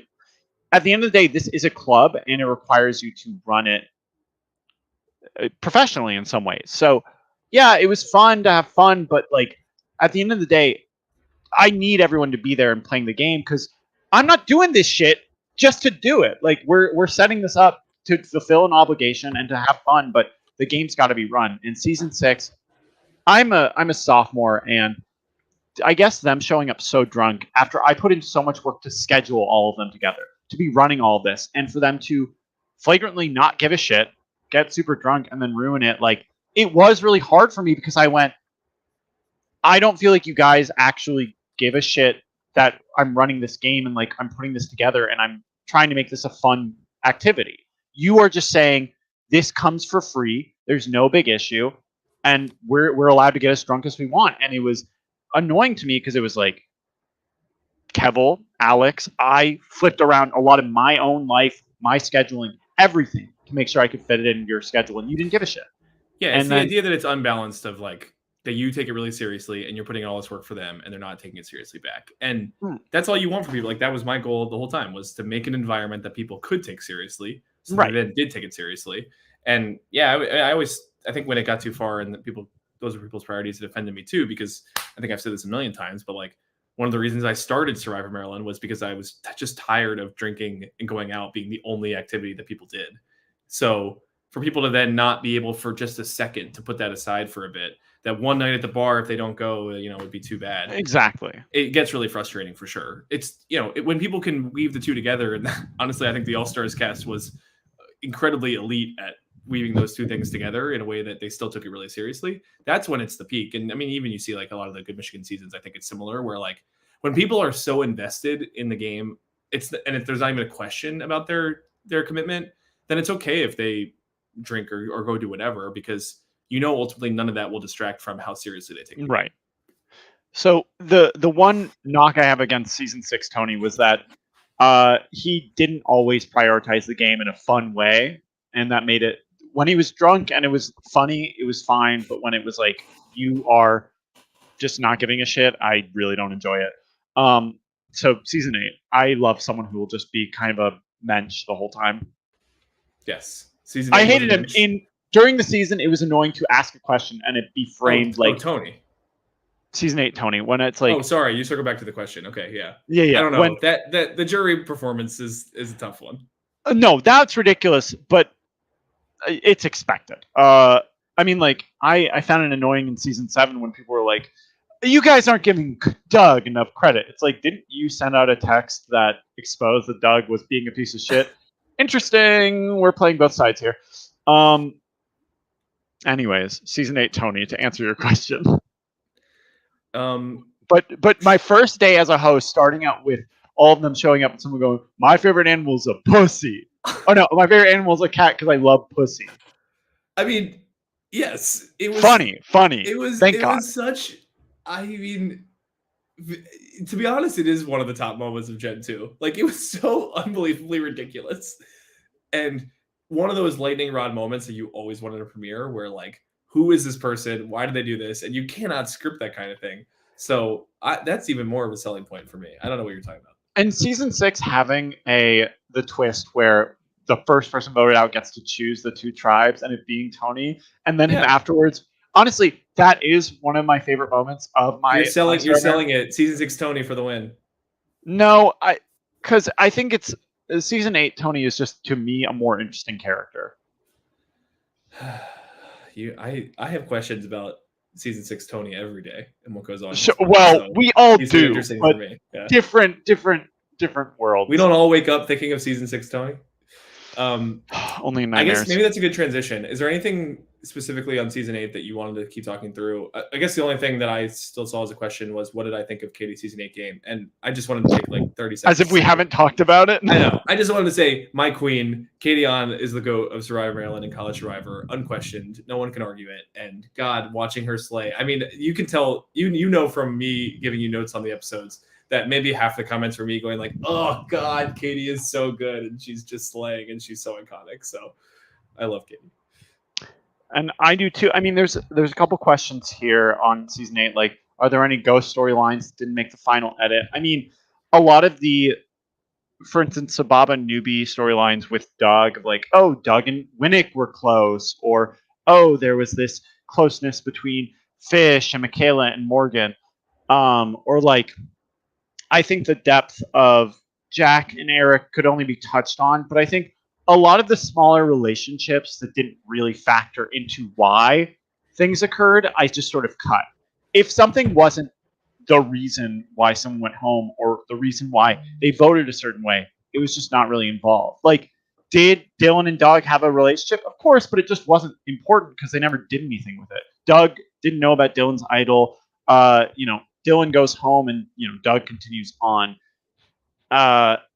There's just a lot of smaller moments that just don't culminate in anything. So there's no big ghost storyline, except for the one advantage that I just completely cut out that existed was Michaela's vote steal, but she never did anything with it. So to me, I was just like, why is this here? Who cares? I think it's interesting if she did anything with it, but she could have used it multiple times, didn't. So it's like, I'm putting this into what? Show you Michaela. Wow. Justice for Michaela's vote steal. Bring it back for season 10. Ghost Island. I tried to, I was asking her, like, do you think this is the week to use it? She'd be like, I'm going to wait. To what? You're a final like saving a timeout for the next season in basketball. When we do Ghost Island, yeah, Michaela's vote steal. Michaela's vote steal. Micah's idol. What else we got? What's in the Ghost Island? Let's see.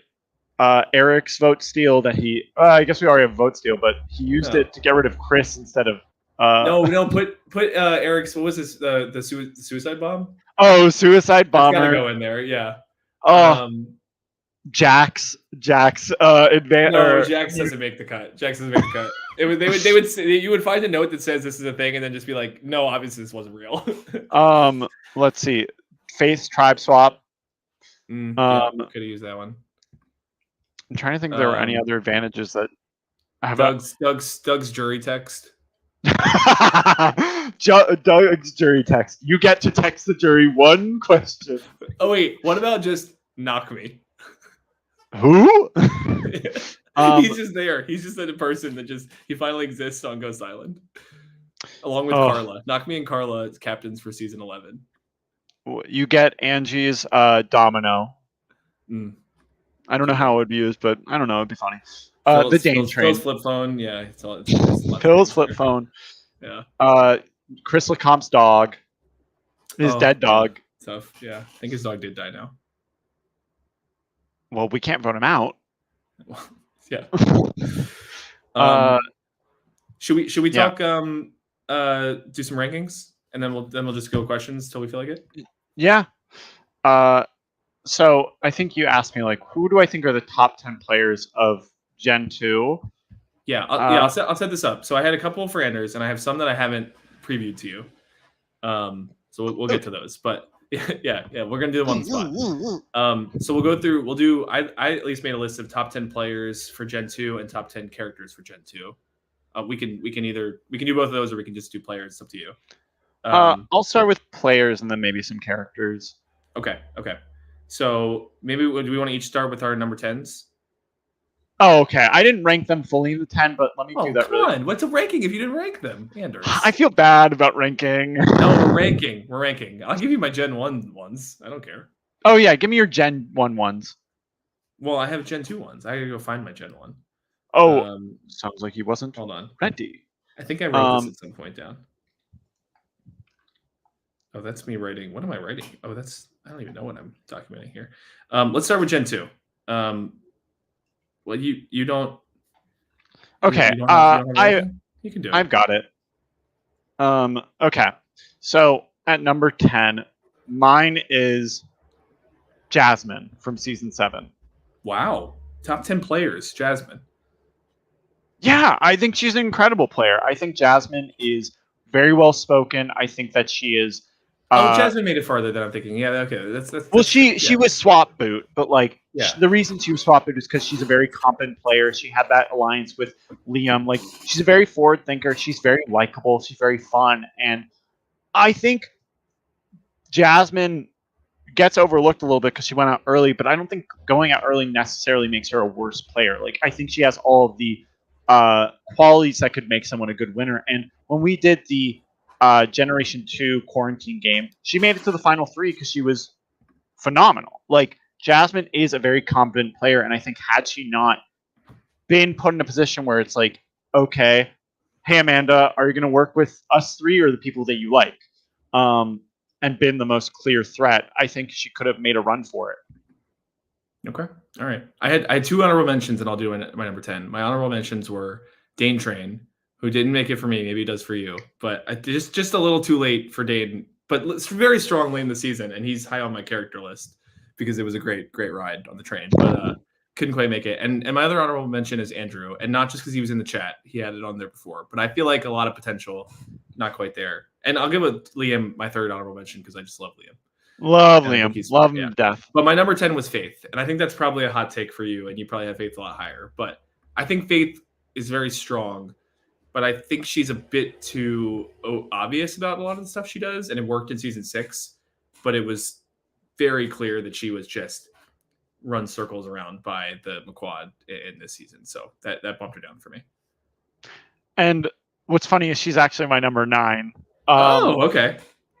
Let me tell you this. Faith is just a magnet for all the great qualities. Like, she comes to Tribal and she will ask questions. She's going to be causing problems. Like, she's kind of like JS in that way. She is a kick-ass challenge player. She is so funny in confessionals. She is wicked smart. Like, she is smart and good at the game. Wicked smart.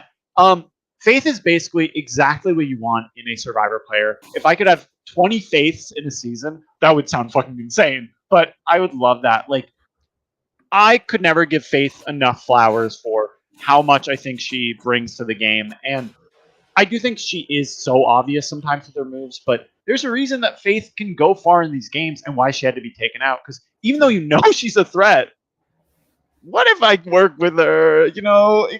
I love Faith. Love her to death. Yeah. Okay. My number 9, I'm going Dylan. Solid run across 2 seasons. I think Dylan it's hard because Dylan is like almost never going to win the season, probably. Like, no. Between just like being a bit of an obvious threat, whatever. But like, he tonight, he played pretty well in both seasons when I was looking at his run and made it pretty far and keeps things interesting. And like, I think was very well liked across both the seasons. So I feel like despite this is the right placement for him, he couldn't go any higher. This is his peak, I think, but still a very solid player. I do love Dylan. He is not on my top 10. Which is no shade to Dylan. You'll see why he's not on my top 10.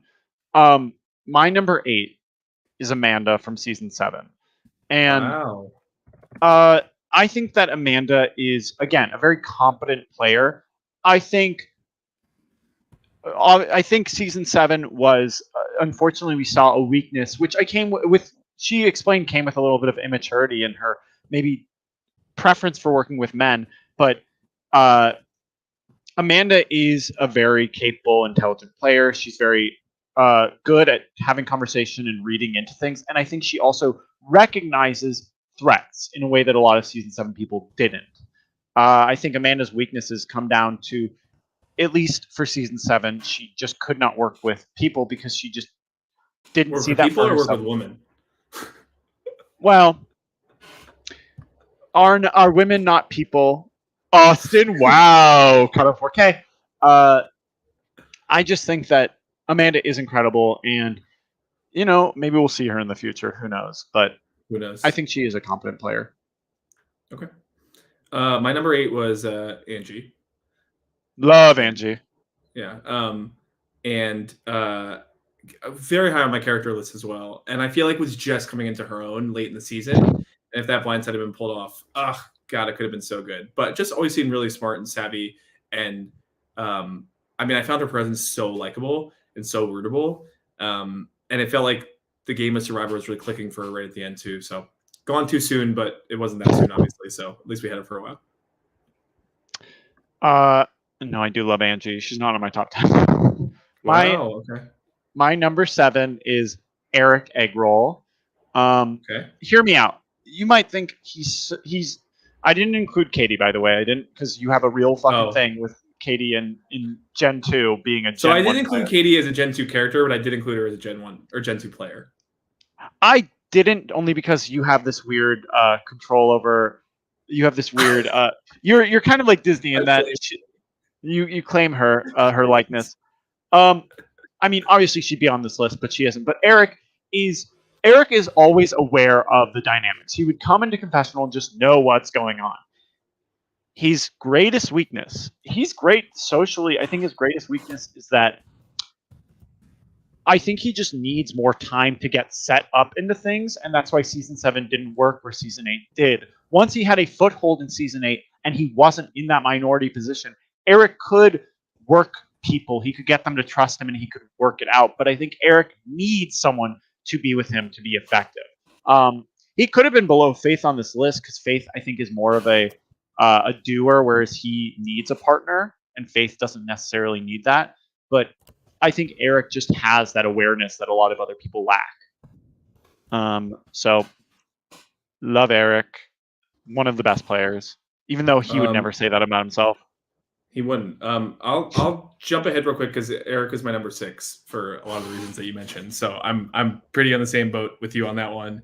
And I think, I mean, obviously there was a lot of ups and downs in his first season, but he really showed as season 8 rolled around that he is a really strong player, and he converted a lot of that strategic insight into a strong social game, a strong understanding of people and the dynamics. And watching him control some of those votes late in the game was really impressive.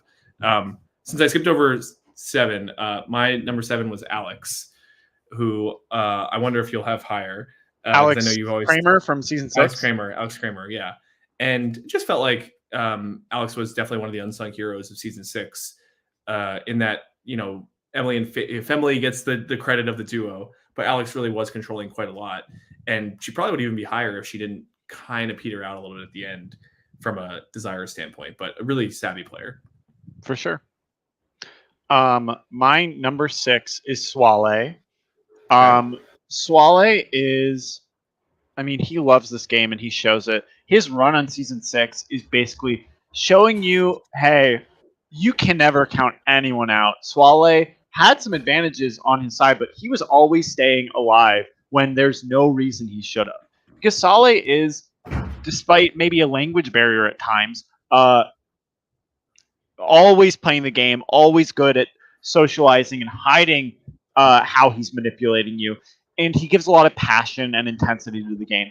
I mean, he's a cockroach. You got to get rid of him or he's going to get to the end. He got to the end of Generations at core, and I think Swale doesn't get a lot of credit for his game sometimes because he's also kind of humble in an annoying way of like, he'll accept your criticism of him when it's like, maybe say why you deserve to win instead of just going, whatever, I made it here. It's like, you're right, I did play a bad game. It's like, you didn't though. And I do think had there been more time between the Tony vote out because of Drunken Tribal and Swale going and the next Tribal, Swale could have wriggled his way out of it, but there wasn't enough time, and Dylan stayed. Yeah, that's probably a good take. I think I should have had Swale low, like on my top 10 somewhere, or at least in the honorable mention. So yeah, you're right. I mean, love Swale. Yeah. My number 5 is Santi. And ooh, love Santi. Yes. Is Santi on your top 10? Let me ask. No. Okay. Yeah. And for all you haters out there, Santi is a great winner and a great player. Top 10? I don't know. I think Santi. There's two things about Santi. If you take Santi out of the Doug world, I think Santi is actually a really good player. And I think he was actually a really good player in season 7. Yeah. He just was overshadowed by Doug, but socially really strong. Those eyes could lock you in anytime. They could lock me in anytime. Like if he told me to do something and stared deep into my soul, I'd be like, yeah, this is the most convincing man ever. Like there's wisdom and knowledge behind it. And he I think is one of the reasons that Doug and that group was so well. And I mean, Tim was a good player too. Like, don't get me wrong. Tim's not on my list, but I loved him, and all three of them were really capable. Santi's only flaw, I think, is that he wasn't necessarily willing to take out Doug at the end. And he said that in his interview and made that choice, and he's someone who really values loyalty. But I still can't deny in my mind that Santi is really smart about people, smart about the game. And I feel like even in the Generations of Core game, he was pretty strong. He got like 8th. And really showed some chops there. And so I feel confident putting him that high. And I didn't put him on. He probably would be my honorable mention. I mean, Santi can make you trust him so easily because he's a genuine, loyal guy. I think where it just comes down to it for me is like Santi's game is a little bit less. I think it just gets outshined so much by Doug in Season 7 that in Season 7, I can see why Santi wins. But if I were to remove a lot of that element of it, I don't know if I come out of Season 7 and say Santi is the better player than Doug. And I don't know. He's not above Doug in my ranking, so okay. And so for me, it's like I looked at these other people, and I guess just without any context, I love Santi, but I didn't put him in my top 10 players. All right, who's your number 5? My number 5 is Alex Kramer, and here's the reason why Dylan isn't on here. Alex is the puppet master of Season 6. She is the one that. What does it do with Dylan? She's the one who keeps Dylan alive in this game. She is the reason that after Dylan bungles it all at the swap, she, works with Daniela and gets Daniela to keep Dylan. She's the one at the merge that puts the plan in action to keep Dylan and Daniela safe. She is the one that gets this Emily and Faith duo to stick with her and Dylan. And she basically runs that merge. She keeps herself alive from a bottom position and gets so far. And then at the very end, recognizes she's about to go home. But I don't think that takes away from the absolute stranglehold that she did have for a lot of this game from her side of it. Like, Alex fought from the bottom position with never going to tribal, and she did it flawlessly. And again, I think that Alex is just a very fun character who you wouldn't see as the one running it, but I attribute a lot of the stronger qualities of Season 6 Dylan's game to Alex. Okay. That's so much Dylan hate for. It's not a Dylan hate. It's uncalled for. I mean, we just threw Dylan under the bus for no reason. Just talk about Alex. Look, he sucked in the game, and Alex protected him. Dylan after this. All right. My number 4 is JS. Wow. Or the artist formerly known as JS. Sure. Yeah. Spoilers, I have Katie in the top 3, and so if that might adjust how we're doing our rankings, so that's okay. I mean, do you want me just to take out? Should I just take out Katie? Do you want to make it even? Take her out. Okay. Take her out. Take the shot. Take the Katie shot. was at number 1. Oh no. Oh, okay. I guess.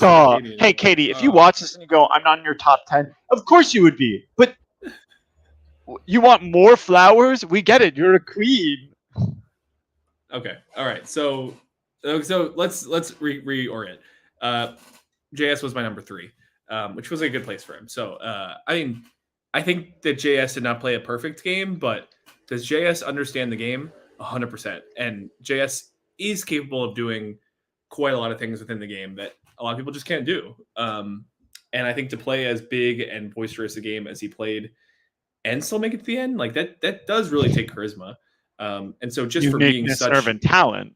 yes, and it takes all of the CUNT.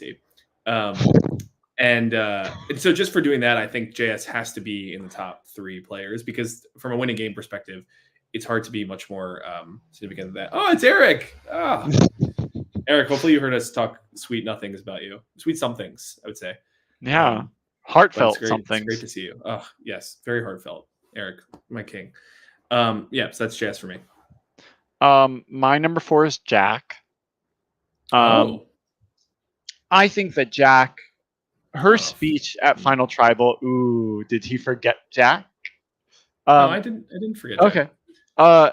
Her speech at Final Tribal is such a good explanation of why she makes a great host and what Survivor Maryland can mean. I think the first episode so much highlights the game that Jack can play. She is just forever so positive, strategic. Yeah, she has weaknesses, but Jack can make you trust her. She is thinking about the game and trying to give herself priority whenever she can. She's making constant relationships. Her failures of season 8 are purely the fact that at Touchy Subjects, everyone saw how much she was killing it, and that really tanked her game. And what I think could have not happened had everyone not seen, oh, she's the biggest threat and everyone loves her and she's so trustworthy, she might have survived more than 2 votes after that. So I think that Jack is a really great player with a weakness in that she's not a great liar, but it's a pretty big weakness for what happened a couple times in that season. I look, I love Jack as well. Part of the host fam. Jack is a superhero in a lot of ways, and this feels like some real host bias to me. Like I don't think it's my top 10. Jack was. I would maybe even put Tony above Jack in terms of Tony season 8. Tony season 8. Yeah, that's fucked up and so wrong. That is as a character. Didn't say I liked it better. You're saying as a strategist. That's crazy. I'm not. I'm not sure. I'm not sure. Well, I think Jack, as she's gone through the Survivor career, probably now has more ability to pull social capital. Jack in season 8, I don't think just has the right amount of social capital to really assertiveness to push people to her side the same way. Like I think that's such an important skill of flipping the game. But I can see in terms of like if you were to take the player right now, like each of the people in the pool, and Jack was one of them, then yeah, I 100% agree with you in what she could be. But I don't think from what we've seen from Jack in Survivor Maryland, at least in season 8, I don't honestly even remember if she came back for season 10. So whatever. But I don't think I can get. Hear me out. Hear me out on the argument here. If let's say JS doesn't flip and McQuad gets control, there is not a world where Jack, if Jack can maintain the control that she had, Jack wins no matter who she's sitting next to at the end. Even if she is a clear liar, she had set herself up in a really strong position. And even when JS had flipped everything, even though people knew Jack was a bad liar, they still liked her. There was still consideration from Morgan and Katie to keep Jack around because, yeah, she's a bad liar, but we know she's a bad liar. JS is a better liar than she is. I think that Jack is a very good player and didn't really need to rely on pure lying because even if she was going to betray these people, they weren't going to leave it with such a bad taste in their mouth like JS or whatever. So I just feel like Jack is an incredible player, and yeah, she has a weakness, but obviously she lost. I mean, I could be making too much of a recency bias towards her at the end of the season because I did think she was playing really strong at the start and really getting a lot of relationships. But did Tony?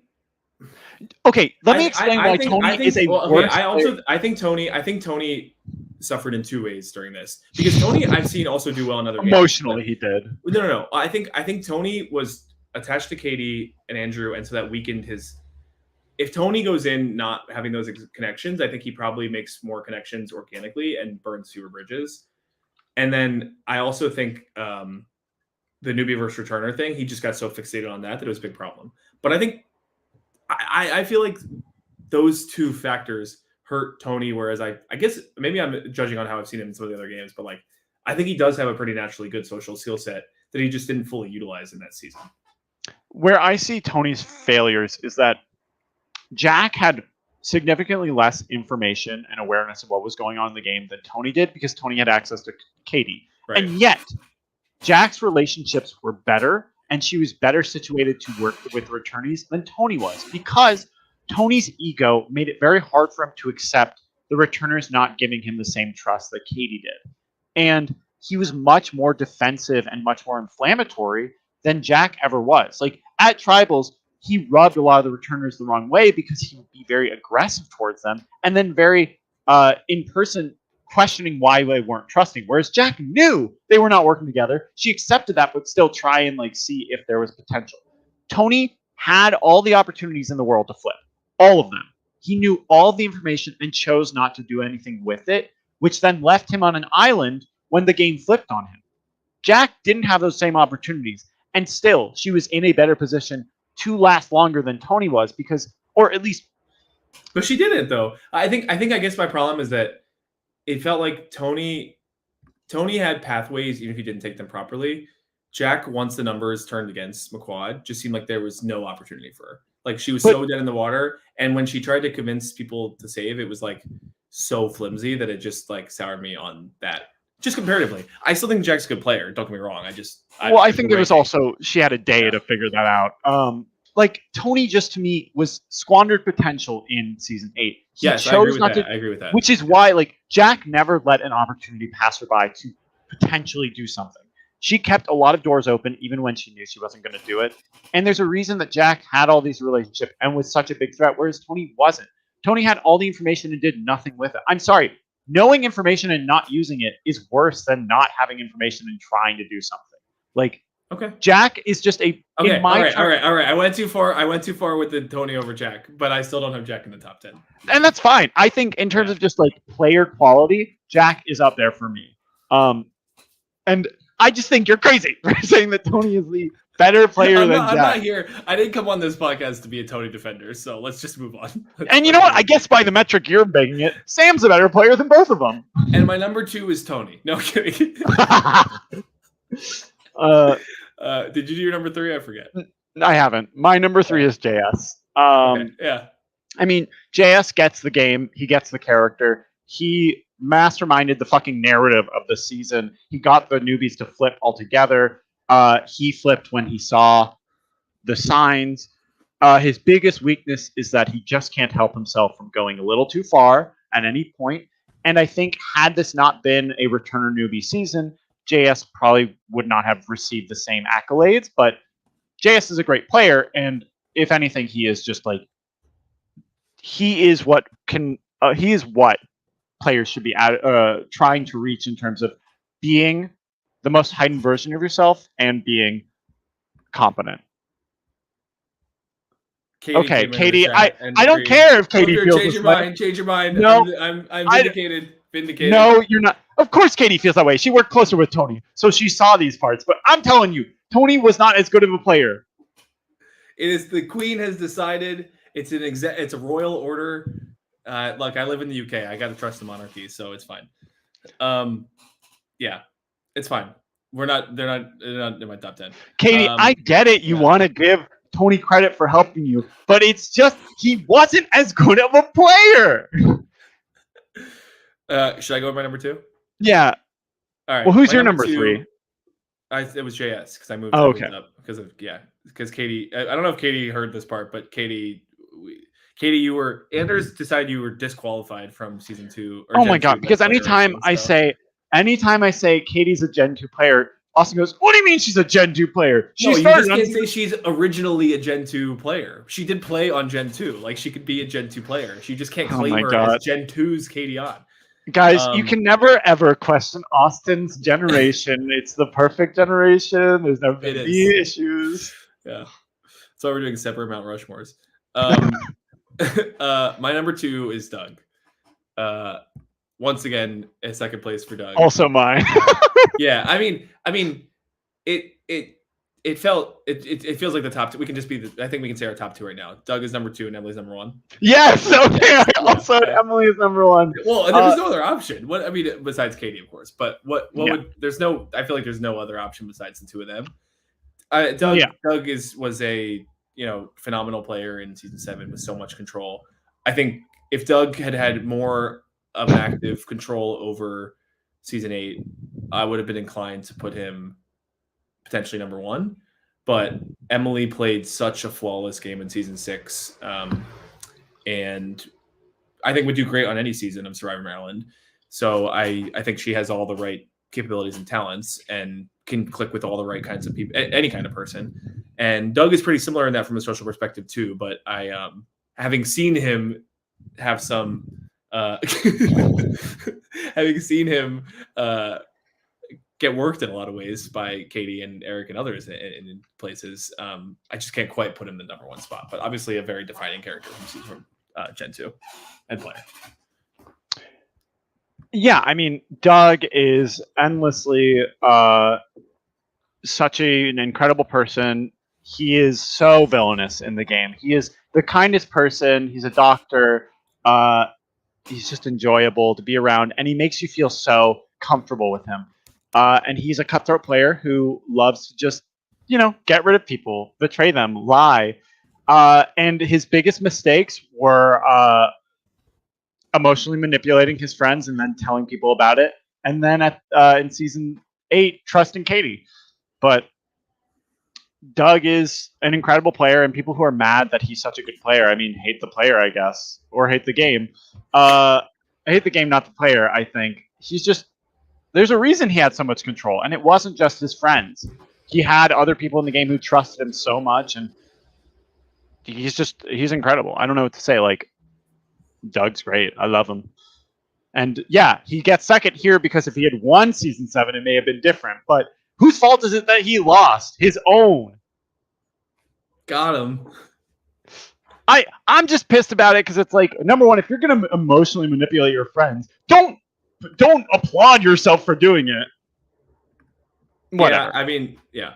Look, I mean, this season 7 was Doug's season, but I agree. If he's a winner, it's a really compelling. I think Abraham made a really good point where there's some mess to do. He needs to clean up some of the aspects of the game, especially in season 7, to be number 1. But there were some pretty clear flaws you can point to, not just the finale and the final, but he came real close to going out of final 6, and that's just a danger that Emily never faced. Now, I will say the one knock on Emily is that I think the season 6 cast was far less competitive than a lot of the casts in the season, and so like I think she would do well in any season, but I would have loved to see her play in a more competitive seasons cast too. But I think if she comes back for season 8, she still does well. This is a great question. If Doug wins season 7, he probably doesn't come back to play season 8. I mean, I probably would have asked him anyways. He might be like, whatever, I'll do it again. Just it could be funny. I mean, Emily is the queen. She is mother. She is having a conversation with Susan, and she's going to tell you about it. She is the Denise of Survivor Maryland. She went to every tribal council except for 1, or except for 2, and she was always keeping it going, always making new alliances, always getting back on top of it. She was a competent physical player, and she was lovely. And her story at the end is unbeatable. So, yeah, I mean, obviously, Emily's number 1. I wish no one ever had to graduate and we could bring people back, because I'd love to see her have played again and see what she could do with more of an awareness around her. But yeah, no, she's great. All right, there you have it. Top 10s, definitive. And if you ever are, and there will never be any changes, and anyone who didn't make it, you're terrible at the game. And that's something both me and Austin stand by. That's right. I feel like I did make one. I know I made one at some point for for Gen 1, but I'll have to find it at some point. So, all right, everybody in Number the chat 10. now, everyone post your top 10s for Gen 2 and your top 10s for Gen 1 if you feel like it too. Do both. Number 1 for Gen 1, Carla. Number 2, Charlie. Carly. Combine them. Number 3, Exandria. Number 4, Exandria to you. Holly, but not Holly? season 3 Holly. Holly Kuzo. Yeah. I love Holly. Queen of wanting to remain friends. Do you want to do top 5 Gen 2 moments, or do you want to go to Mount Rushmore? We can do top 5 Gen 2 moments. Yeah, let's do that. I don't have a listing, so you just tell me some of the ones that come I'll say the first one that comes to mind is it's kind of an extended moment, but it's the beginning of season 6, Tony's pussy comment leading to him getting voted out and then choosing both tribes and creating the most lopsided tribes ever. And then upon asking his reasoning, he goes, well, I put all the hot people on one tribe, and then the other tribe was ferocity. It's so incredible. And somehow ferocity is just ass. It just keeps losing over and over. But such a funny start to my generation. Yes, I agree. That's a incredible moment to start. It was a great moment in real life too. Okay, what else you got? Okay, so the rock vote in season 7 at Final 6 is a very funny moment because it comes out of nowhere. It came out of nowhere for me. I didn't even know this meeting happened. And then the argument that ensues where Doug pulls out an idol and says, and I'm not going home at Final 5 either, and they still can't get rid of him. It's the kind of drama you want on a college Survivor. It's like they're fighting for their lives. Well, and it was just such a great build-up for all the season to be, fairly straightforward in terms of the same people in control over and over, and then for it to so dramatically change was awesome. Like it was amazing to see, and there was it was a very late version of I think what happened in that almost the comp line side in All Stars, but you have this big person controlling the season, and to have them get their comeuppance is really rich and satisfying. But it's also really interesting when they don't have that and they get come close to it and they see their life flash before their eyes. So yeah, I mean, that was a phenomenal tribal. He has every idol in the game. He has all the power, and there's this one moment where it all nearly comes crashing down, where he does not play an idol and is almost sent home. And it's poetic irony that Angie, this person who has been so against him, who has tried everything in the world to shift up the game, makes a move and is taken out not by Doug, but by fate, it seems. It's cruel. I mean, I think it's probably fair to say, given the idols and the status of everything, that probably is the best blindside in Survivor Maryland if it happens. Like, unquestionably. Right now, you've got like the Connor one, which is like from a how it happened standpoint. Maybe the Micah one, and I'm trying to think of what else. I mean, obviously it was drawn out by the fact that it was predicted for a couple episodes, but I do think the Faith one Faith one is big, especially for the players. Let's see. I'm trying to think. Is there another blindside in season? I mean the Miranda blindside is particularly vicious because it's her birthday. Can I just say while we're talking about it, I thought the happy birthday biatch was like the worst, or the least worst thing that JS said. Like I didn't understand why that one was the one that people were like, but happy birthday biatch. Like it was funny. Like it was. Everybody's so serious about their birthdays. It's fine. It was very silly. Another moment. I think the entire season. So in episode 8 or episode 10 of season 8, the talk in the gym where Fish and Michaela barge in and go, "What's up, fuckers?" So I think you should vote out JS, and it just starts like all this chaos. I think that's one of my top 5 moments. It's just like all this fighting. They split up, then tribal, where there's again more fighting. You have not only JS fighting with the returners and everything, you also have Miranda going, "And Sam, where have you been?" And Sam going, "I'm going to be sitting here next week. What about you?" And Miranda goes, "I've got the necklace." And then Sam goes, "Not for long." And then Miranda goes out next. It is funny. Yeah, that's a great one from 2. I did forget a blindside, Lecomte one, I think, in All Stars is a big one too. Yeah. And the rock draw in All Stars is. Oh, is a well, funny moment. it's just different from a Blindside, but yes. Sure. What else? You got two more.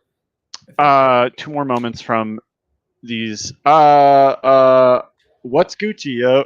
I'm kidding. Let's see. I'm trying to think of other really exciting moments. I mean, I think the season 7 finale is like a sort of drawn out moment that's so fat of like the friendship breaking down. It's certainly a moment. It's not. Yes, I think it's a very defining moment of Gen 2 is Doug is saved, and then the texts come out, and then it's like, oh, Doug really fucked up here. That's fair. I would agree with that. I'm trying to think if there are any other moments from season 6. Oh, my Drunken personal favorite Tribal. moment from season 6. Yeah, they haven't mentioned Drunken Tribal too. I just want to say my personal favorite moment from season 6 is when, after the what was the third vote? The Miranda blindside, I think. Yes. Miranda Neal. We had done the draft, and it was great because I think Emily was crying, and all I remember is like me, LeCompte, and someone like huddling in a circle, jumping up and down because we were getting points for our fantasy draft for Emily crying, and we were like, cry. It's just really the things we do on crew. It's bad. Drunken Tribal too. Drunken Tribal is a very funny tribal. It really is like, this is college. And then it ending and me going, hi, drink responsibly. So dumb. No, I think that moment defines season 6 for sure. I'm trying to think of any other moments that like, wow, what an incredible moment to have. Oh, I do think that. I think Dylan's play on Morgan, his idol play this season, is a big one. Where he saves Morgan and Andrew goes home. Because I think that was a little bit unexpected for people. That's a blindside for sure. Yeah. I don't know. There's a lot of really good moments from this season that I do. There were some great quotes and little scenes that, I mean, every one of the Katie and Eric scenes from the finale, I think, was just incredible. Chef's kiss. And I guess we won't do the character rankings because we're already over 2 hours. But I actually had Eric as my top character of Gen 2.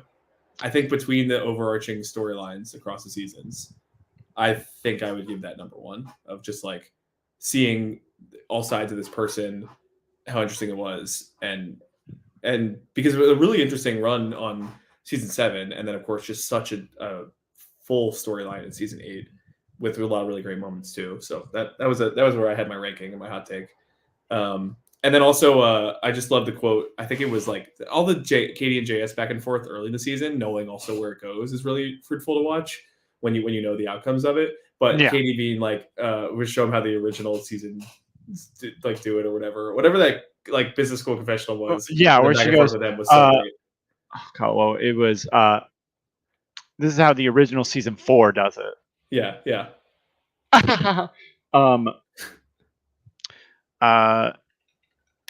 Okay. I'm just looking at the other questions just to make sure. Should we Mount Rushmore? Should we Mount Rushmore it? For Generation 2? We're gonna do both. So I have mine for Gen 1. Yeah. Like 4 people. 4 people. Okay. You gotta do it. But we're gonna make it a Washington, a Jefferson, a Lincoln, and a Roosevelt. Gotta be in the spirit of Mount Rushmore.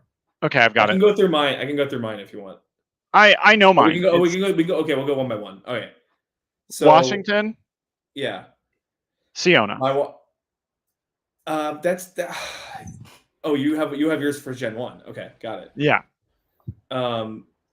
Okay, that's a good one. All right, interesting. I had Katie because, and I was going back and forth. My options were, I didn't think of Siona, but that's a really great one so I could live with that. Siona is, I think, great as like this trailblazer, the first, from the early seasons. That's great. I had Katie because like OG from the first seasons, but then not only as like, a general and fighter, but then came back as president, basically president of Gen 2 essentially. So that's where I was thinking there. And then I also had Schubel as like Gen 1, really original season and represented in All Stars. But then I was like, I don't want Schubel to be on the Mount Rushmore. So yeah, my issue is that with only 4 spots, I have mine and it's very particular. But I like the Siona pick. Let's go with that one. because I just think the flip phone argument is such a focal point in College Survivor. Like it's the locus point where all stems from. That My is where the thread on ORG Universe came from. That was like the first moment of like that really generated fan interest in College Survivor. I feel okay. I have my okay. So next, my Jefferson pick. So Jefferson, third president, significant and expanding. Great, what a hero. Well, there's some things that they could do that would be a little bit villainous. Some would say. It's Feluke. Okay, so I had a different one. Although I think that definitely is a contender for it. I had in that spot either Victoria, because also season 3, so the third. Well, also and then, Feluke. and then the cool Victoria, and but also like Trailblazer across seasons. And then the other one I thought of for Lecomte was that. It kind of sounded right to me too. It's hard because when I think of Gen 1, it's like there are people like Lecomte and Schubel that come to mind, but maybe that's also because I'm gay. But on that same token, Feluke is she is one of the main reasons I ever even gave a shit about Survivor Maryland. I mean, she is so magnetic, so fun. She's the first person I ever spoke to, like ever play her. She's great. So I'll jump ahead a little bit because we can see where we land on this. I had Feluke as the Roosevelt because she had her first run, very popular, and then unexpectedly came back, not for a second term, because actually Teddy Rose. I'm thinking of Grover Cleveland. I think I just ruined my own argument. Shit. The famous Mount Rushmore. Oh God. Grover Cleveland. Yes. No. Well, Teddy Roosevelt. He was 1901 to 1909. So yeah, he did do 2 back to back. That was a mistake. You're thinking of FDR, who did 4 back to back. No, I'm not. No, I'm thinking of Grover Cleveland. Okay. Fuck. Sorry. Okay. Well, let's. So we have Victoria or Feluke for Jefferson, and then we'll come back to this. Lincoln, I had Chris Thomas. Okay. What? Here's my issue. Can we include Katie on Gen 2, or is that against your sensibility? No, I think we'd include Katie on Gen 2 because I was thinking she makes sense as Washington there. Because my issue is that Gen 1 Katie, as much as I love her, is just much less effective as that I just think she is so green in a way that her story is just so radically different than in season 8, which it feels so much more elevated because of the fact that she has this chip on her shoulder she's trying to prove. No, I agree, and I think it's hard to pick anybody not from All Stars for Gen 1 because it was the defining season of Gen 1, and there's so many options from that are like just defining characters from the season. So it's my husband Chris Thomas for sure. Yeah, I think Chris Thomas though with Lincoln, like you live long enough and you become the hero of the Civil War at the end. Like eventually you do the Emancipation Proclamation. So it just feels like it's right there. And the beard and the big hat he always wore. Right there. Yeah. Okay, then who is your Roosevelt? Victoria. Okay. My thought was that Victoria, Teddy Roosevelt, famous part of the Rough Riders. Victoria wasn't afraid to rock with an alliance that may not have been loved by everyone in the game, but she was ready to betray people. She was, speak softly but carry a big stick. That is Victoria. She is quieter, but she will get rid of you. Cool Victoria is her being sneaky. Feluke is not quiet, famously. Yeah. Okay. I think my Mount Rushmore is Siona, Feluke, Chris Thomas, Victoria. Okay, this is good. I think this is good too because Victoria also is with very into the meditation scene and yogi and teddy bears, there and hiking. Sure, teddy bears, but that makes sense with the Teddy Roosevelt conservationist stuff and national parks, and so I feel like there's some good synergy there. So I like this. I think we're set. Okay, Gen 2. So I think then Katie needs to be Washington. Yes, because she's old. Yeah. No. Right. No, she is Washington. I mean, we could talk for 2 more hours about how much we love Katie, but I don't think we need to. Yeah, I'm with you on that. All right, who you got for Jefferson? Oh, God, it's so hard to limit it. Okay, my I feel like that's Doug. Yeah, it would be Doug. He's controversial, but Yeah. Doug is undefinably like, or he is definably like the most persistent character from this generation in some ways. Yeah. Lincoln. Maybe JS in terms of how that's the only other person I could think of for that. Okay, here's the issue. I'm kind of juggling between Faith, Emily, and JS all at this point, and I can't. I don't think you can put Faith on there. Not a winner and out of the two of them, and then early out in season. Okay, Siona, Feluke, and Victoria aren't winners. Yeah, but I'm saying if you're comparing to Emily and JS, who are both like iconic personalities and winners. Yeah, Like, yeah. yeah, like it's not when we're arguing between Terry and I mean Terry was robbed for the Mount Rushmore, but Go ahead. Where would he fit? who? Terry. Oh, Terry. Make an argument. Who are you kicking out? He is the unshaped rock next to the other four. They were going to build him, but they just didn't want to. It must be Fluke, but the last second they changed the design and they sculpted it a bit differently. Yeah. So I think that Emily is the Lincoln. Yeah. I mean, she just played the prototypical winner game. She is mother, just like Lincoln. She's mother. Okay. I think that's and right. JS is Roosevelt. Yeah. Okay, great. We have our Mount Rushmores. Can somebody make an AI generated or some version of these Mount Rushmores? I feel like yeah, AI generated with these 4 college students, please. What do you mean they don't have on that? the Wikipedia page, right? Jack did it for us. Victoria just texted me. I just jumped on briefly and heard I'm your Roosevelt. I love it, but I'm confused. Victoria, you are so Theodore Roosevelt coded. I can just see you with a big mustache. What is the boo? What did I do now? And fair enough. I'm sure it was because you said Terry should be on instead of Feluke. Oh, yeah, that's fine. And you said you actually don't respect Feluke's game. Never. Which is crazy.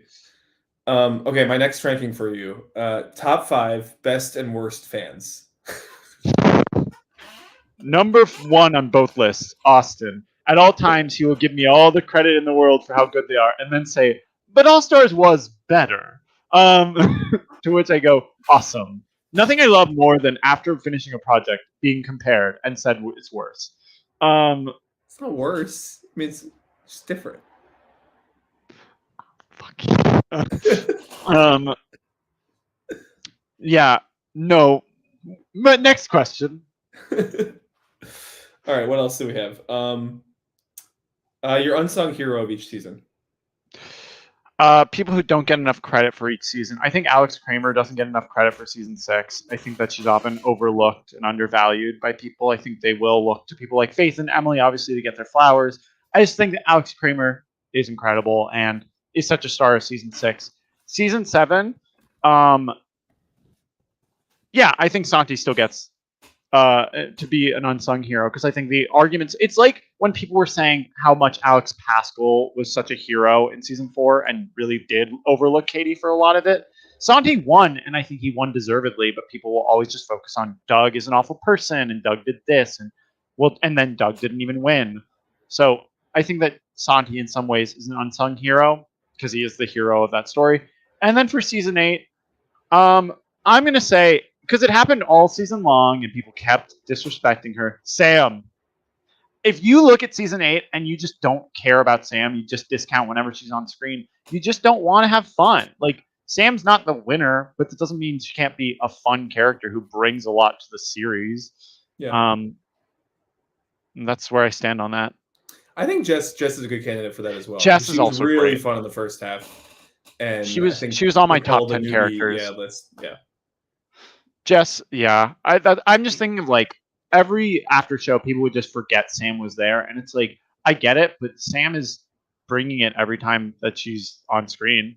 Sam in the top 5 ranking of tribal performers, just always delivered. Yes. No, I love Sam, and she is unsung in so many ways. Natalia. Yeah, you want to bring her back. Shayna was thrown out in the chat for season 6 too, which is also a great one because I had forgotten about her and I should have put her on my character list. But Shayna was really wonderful. Love Shayna. Ooh, top confessional spots. That's also a great one. I'm looking through other questions just to make sure. Yes. What other questions we got? This is a great time for posting questions in the chat because we'll I don't know. Well, There's other ones that let we me had look on at the here, but Twitter yeah. questions really quick. I'm going to skip Yeah. Danny's about music because this is just meant to. Do you have a top 3 music clips? Huge fan of well, the one that you really pissed me off with was like the redemption music. This is back in like season 6 or season 7 where it was like it was like the Baylor got voted out, but or no, Sierra getting voted out in Blood versus Water, and there's like the very like resounding like redemption music for that, and you put it in like a random moment at like the beginning of a challenge in season 6, and I was like, you can't do that, Anders. You can't break that. That's you just can't do it. Anyways, my favorite musical moment in Survivor Maryland, aside from the O Fortuna when Zandria throws the egg 20 feet above the person's head, is the electric guitar that I used in one episode in a thing. This is getting really in the weeds. We're not doing great, this. Awesome. Well, the next question. What was your favorite musical moment, Anders? I don't have musical moments that I particularly get. Mine is when it's at the Dizzy Bat Challenge in season 8, and Morgan, Michaela, and JS are so bad at throwing it. I went, instead of just showing it, I'm just gonna have it come with me now play. Yeah, that was actually really good. I did think that was good. I'm not always a fan of an editing gag, but I thought I know you're not. Austin famously hates editing gags, and so whenever I don't hate editing gags, I think they can be overdone. Personally, I know the community likes them a lot, but I think I'm a fan I'm purist on the story front. But I thought really that was a great one. Yeah, we didn't talk about the favorite moment of Faith as the colander, whatever you say it. Oh, colander. I did. Yeah, she is a pasta strainer. If Faith had won final immunity in season 6 and taken Alex to the end, who would have won? Faith. I just think that the jury didn't respect Alex in a lot of ways, and I think Faith's story and pluckiness probably would have gotten her the win. And I think Emily would have probably fought for Faith to win. If Doug had won final immunity in season 7, he wins the game. Like Tony said, you didn't win final 4, so you don't get to win the game. Tony principle. The Tony principle. And that's the truth. If you don't win the final 4, you don't deserve to be there. You couldn't possibly win if you don't win your way in. That's the only way. Sir. Sorry. There's a question that Greg asked, but we'll save that for the end. Oh yes. Michaela for season 8. I don't know what this is referring to, but and you know what? Michaela. I think he might have meant Unsung Hero, but I like the idea that he just wants Michaela to be in season 8. Can she be in season 8? Let's see. Here's a question. Didn't you write down a bunch of questions, or have you gone through them? We've gone through a decent amount of them. Do you think there's any truth in hindsight to Eric's concerns about Katie or him needing the other as a jury ally? I think someone needed to be an ally or advocate for one of them to actually speak to their game. So yeah, the answer to would Katie have been better off had Eric been the jury? Yes. But story-wise, I'm glad it didn't happen so that Eric can be at the end.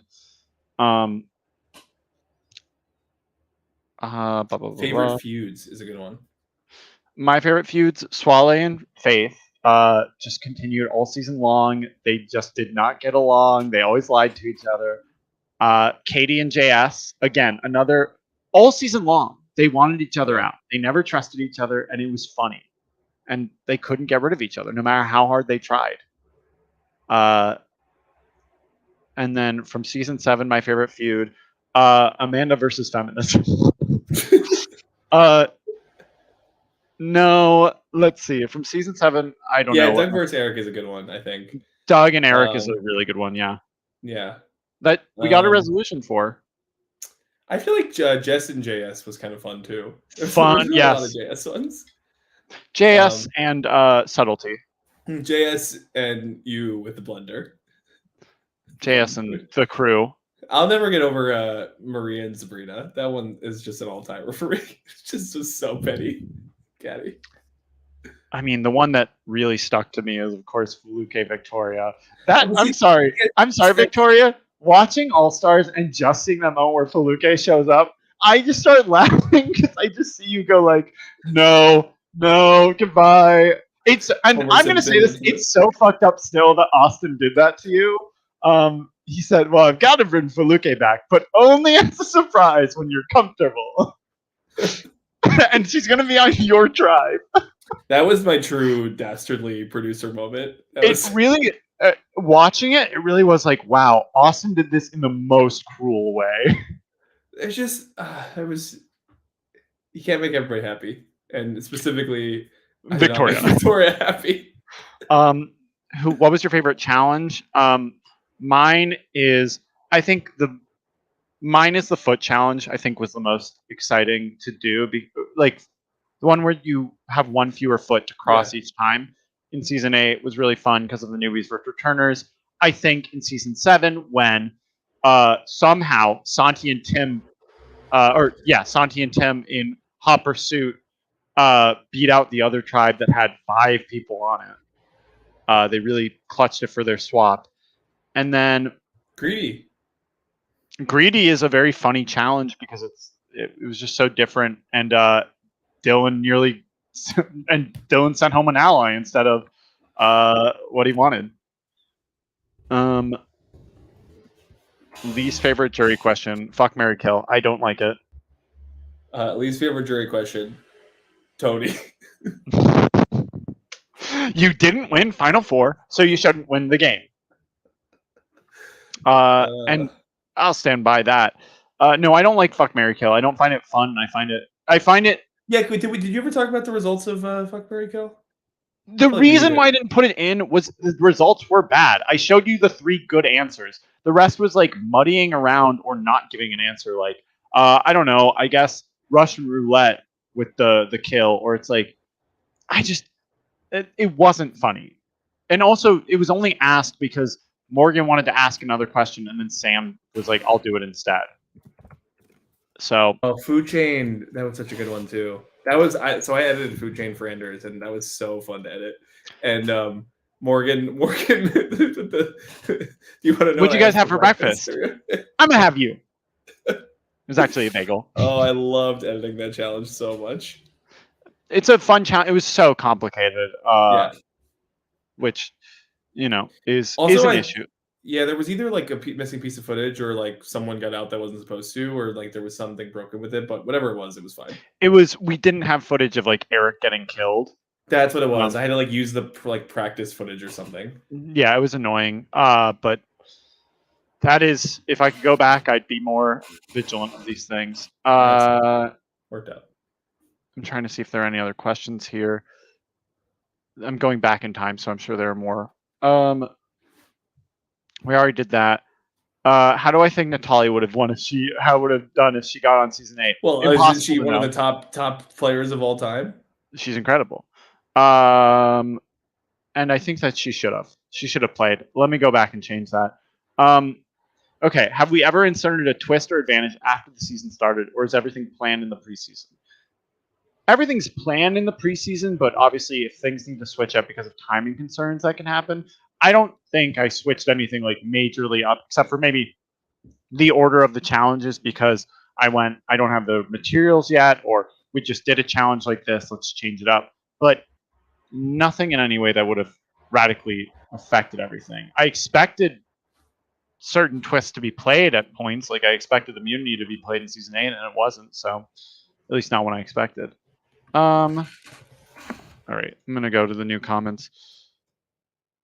A question asking Victoria how she feels that she's not in here.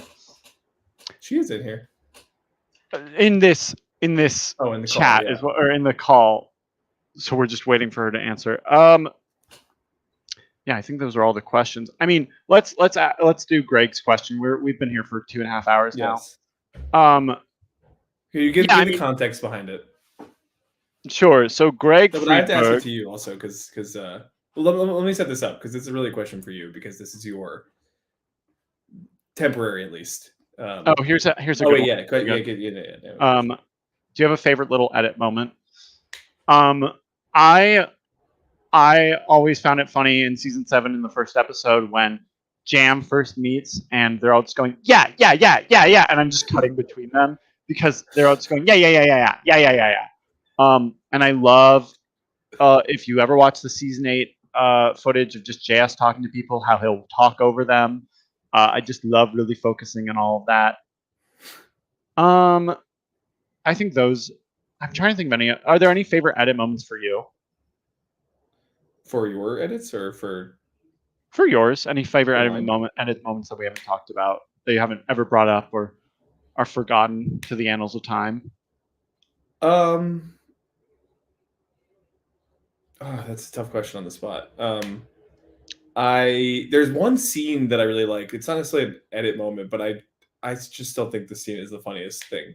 Where in All Stars, when Chris and Ashley are chatting, like in their or I guess yeah, in their swap tribe, and Chris is on the bottom, and he's like, and so we need to make a move, and Ashley's just like, sounds like you need to make a move, and just like puts him completely in his face. And he's just sitting there on the couch, like, Ashley Roach of all people is telling me that I'm on the bottom. I just think that scene is to die for. I also maybe one little editing moment is that there's some scene where someone in confessional is like, maybe it was Ashley, is like, she will probably just like is so insane and obsessed about the game, he just like stays up all night and like coming up with crazy scenarios, and then I just like hard cut, no context, to Shubal talking to like Shannon in the bathroom, or talking to Shannon or something, being like, I had a dream that like Micah had 4 idols and like I played them all or something, and it's some deranged thing. Yeah, it's a couple good ones. There's so many fun. I love little moments and scenes between people. I'm trying to remember with season 7 if they're a little.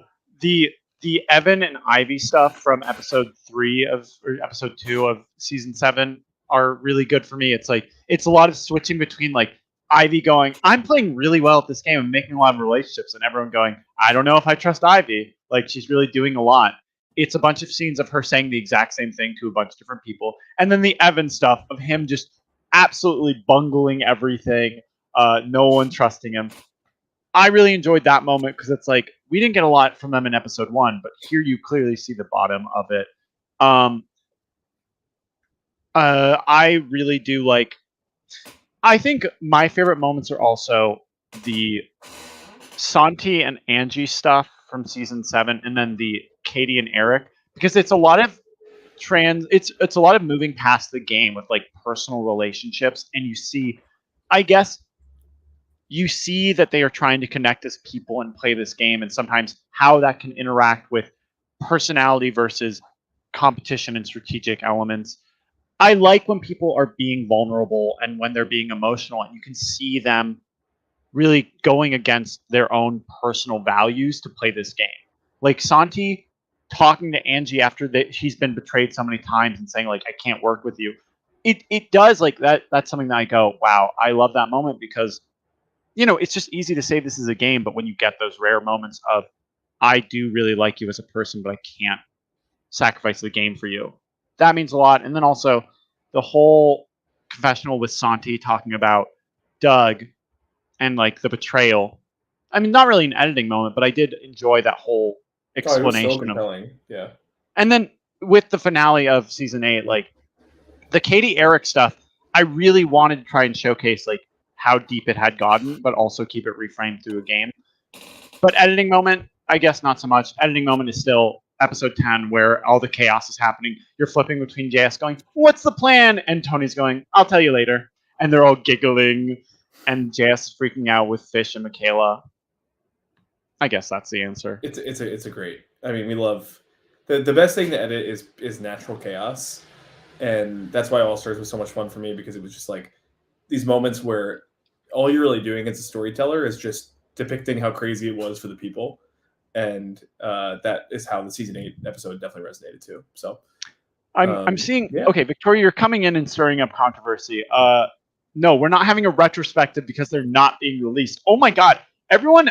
I have said this already, and I'll say it again. We're doing this because it's taken a while for me to get 3 seasons out, and we want to talk about it. And will seasons 9 and 10 come out? Maybe. Hop off, like chill out. it's not a no.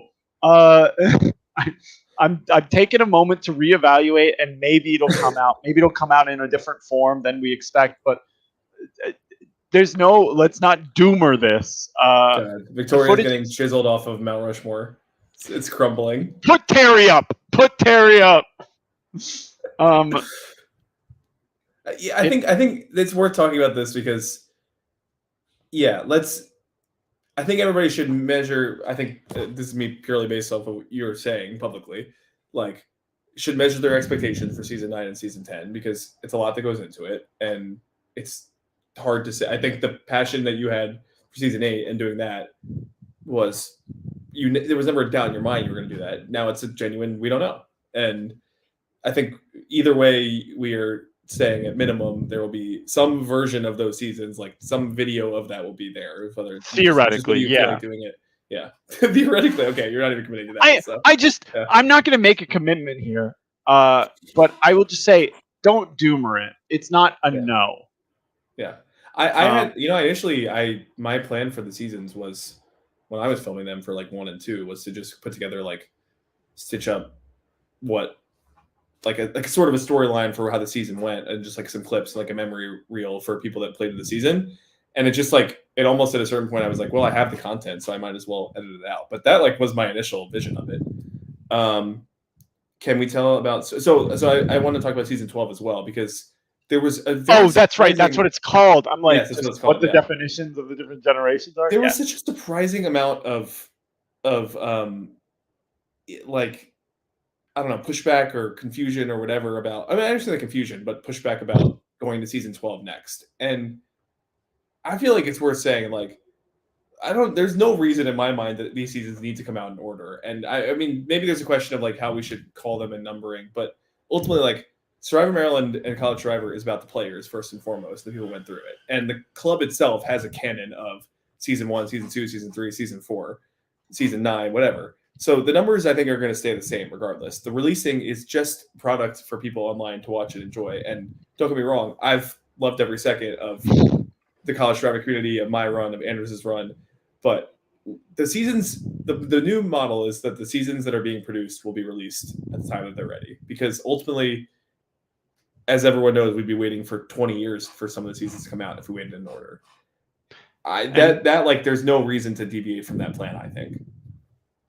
And I think that, it takes someone to be interested in editing it to do it. And the reason that it's not season 11 coming out is because season 12 wanted to be built. Like someone wanted to do season 12 and they did it.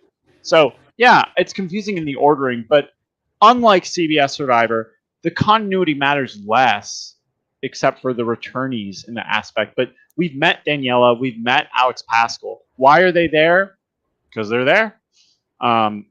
It'll be explained or it won't. I mean, like, I'm excited for season 12, even though it's not season 9. It's still a season of College Survivor.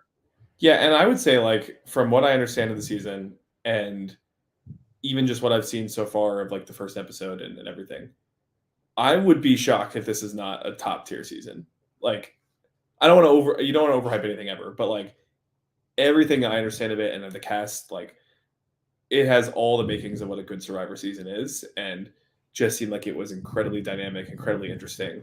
The vibe should be very high, and so that's part of the enthusiasm for people making it and putting it out. And I would hope that that is something that people are excited about as well, because like people should be very excited about this season. Like I think there's enough in it to be setting the expectation high on that it is really fun. Also, all the things you hate about how I edit won't be there because I didn't edit it. But it's a great season. I'm excited to finally watch something that I don't know what happens. Why wasn't there Sundial challenge in season 8? Because we didn't do a final 2. And that's the answer. Sundial with 4 people, not that exciting. All right, should we do the last question, or should we just yammer on forever? Because I could. I mean, my generation is so meaningful and impactful to me, but go ahead, set up the question, because it basically is the same thing. Yeah, and then I probably also should go to bed after, so... Oh! Well, I am 9 hours ahead of you, so, yeah. Okay. Well, the context is that when my seasons ended, when I was finishing the filming or the editing of All Stars, Anders and Danny, my husband, and Chris Thomas planned a surprise game of Survivor that brought a lot of people together and had a bunch of Maryland players and some like communities, Survivor community friends that I had, and Adam Klein and Sunday were there. Sunday famously won that game, and in the final three, it was an extremely long day. It was like a 24-hour game. What? No, it was an exhausting day. It was so long. Like we got woken up by Chris Thomas banging pots and pans at like 7 a.m. and that was how the day started. And then it was like midnight when the game was ending. And then we barely sleep the night before either. I was like crawling between the tents trying to eavesdrop on people, so it was a lot. But so we're at Final Tribal. We're like very raw and emotionally spent. And Greg Friedberg, the original host of Survivor Time and Chance at Ohio State, he gets up and he just asked the question, what does Survivor mean to you? And the answer is like Holly was in the final three. She goes first and gives this like really meaningful answer about like how Survivor changes her college career. Sunday goes and talks about like her whole Survivor life and like everything she's been through and like how she was a fish out of water and like living in this like frat house for the game and like how this like was a real big journey for her and how it related to her whole Survivor experience. And then it was like for me like the culmination of everything I had been working on for 7 years in this whole journey, and like it was so fulfilling. And literally all three of us in the finals and every single person in the room was just sobbing. And I've never forgiven that nobody recorded this, but ultimately it was like it was such a moment that it almost was better that it wasn't. I think it's better that it wasn't recorded. Yeah. I think there is a beauty in something existing only in the memories of those there. Yeah. So, Anders, with your, I think most like the season that you are the most proud of and the like peak in your mind of your generation, what does Survivor mean to you, and what does this culmination of season 8 mean for you as well? Not much. No. No, I mean, I'm not going to cry, but I want to also make it clear, because I know that saying season 8 is the peak makes it sound like season 9 and 10 are dog shit. Don't even care about them. No, they're are not good. They're not dog shit. They are good. It's just season 8 holds a special place because there was so many elements to it that I could just see and knew it would be a fantastic story. But I do love season 10, and if I ever made it, I wouldn't be unhappy. I would be thrilled with it. It's an incredible season. And season 9 is good, and I love the people from it. What does Survivor mean to me? I mean, I'm sure I've said this before, but I'll say this, that I, coming into the University of Maryland, was in this horrible, horrible program called Freshman Connection that made it so all my classes were at night. They were from 3 to 9 p.m. So my first semester of college, I didn't really have any friends because the school really fucked me over and said, yeah, good luck with the social life. So didn't really have one my first semester. I then started driving a bus. I started being a bus driver my second semester. So it's like bitches. Beep bitches, truly. So I wasn't really like the most social person. And then I started sophomore year. I was hoping for like, I really need to find my community. I really need to find somewhere to be and exist. And yeah, can you believe they let me drive a bus? Anyways, then Swale told me about Survivor Maryland. I didn't really know what he was talking about. And then I played an org, an online reality game, where someone else told me about Survivor Maryland. Didn't Swale? I'm pretty sure the first time he ever saw it also was he watched a challenge in All Stars on. It was the pair one on the mall. Oh, was it that one? I thought it was the new like the one with questions about each other. Is that not the pair one where they had the water things and whatnot? No, that was different. Okay, I didn't know it was that one. Yeah. No, the question one I was there for. Okay, yeah. No, he. So, anyways, Swally had mentioned it to me, but I didn't really connect it there. It's only once I played in Oregon, someone told me about Survivor Maryland, that I connected with Austin and was like, "This is so cool. Can I help out?"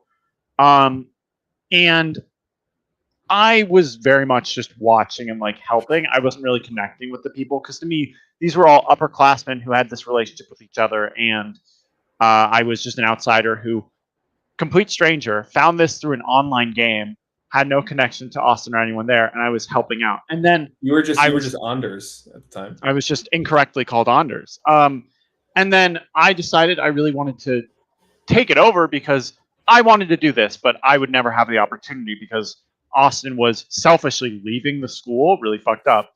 And I was like, well, I guess I'll take it over then. And I was this stranger that no one knew, and I was taking it over. So it was a little intimidating because all these people were like, okay, who the fuck are you, and why are you now the president? I went from newbie to president within a semester, and it was very scary. I think everyone from Gen 1 who had helped me out was, rightfully probably questioning my ability to lead, and I was questioning it as well. It was hard to lead. It was hard to live up to Austin at his peak, at his best, at his 5 seasons of running this, super senior, knew what he was doing, had a concrete vision with players who all wanted to play. And to go to me, a sophomore who was new to all of this and just wanted to have a club. Oh, well, Victoria, of course, what I messaged Austin first on Facebook after we had talked on Org Universe was, hey, Austin, it's Anders from Orgy. Because that's like, funnier oh than wait, which orgy? which orgy? Yeah, and I had to show him some whole pics so he could remember. Anyways, I came in. I was a newbie at running all of it, and it was the hardest thing I ever done. I ever did. The hardest thing I ever done. I'll tell you what. Hardest thing I ever did, and yeah, Survivor Maryland then really defined my college experience. It's the thing I gave the most attention to. When people ask me what my major was in college, obviously it was what I was getting a degree for, but I would often say it's Survivor Maryland because whenever I wasn't in class doing homework, I was working on this. I was doing confessionals in my room. I was putting out idols. I was setting up challenges. I was running everything as I could because this was the most important thing in my life. It's the one thing that I really felt passionate about.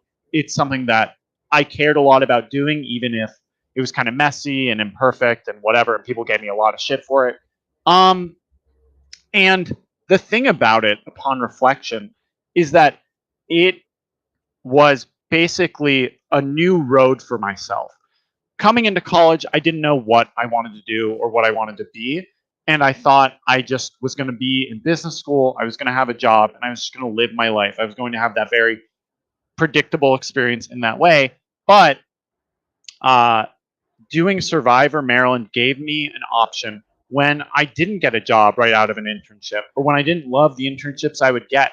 Survivor Maryland showed me that, yeah, I'm not perfect at this, but I care about this a lot.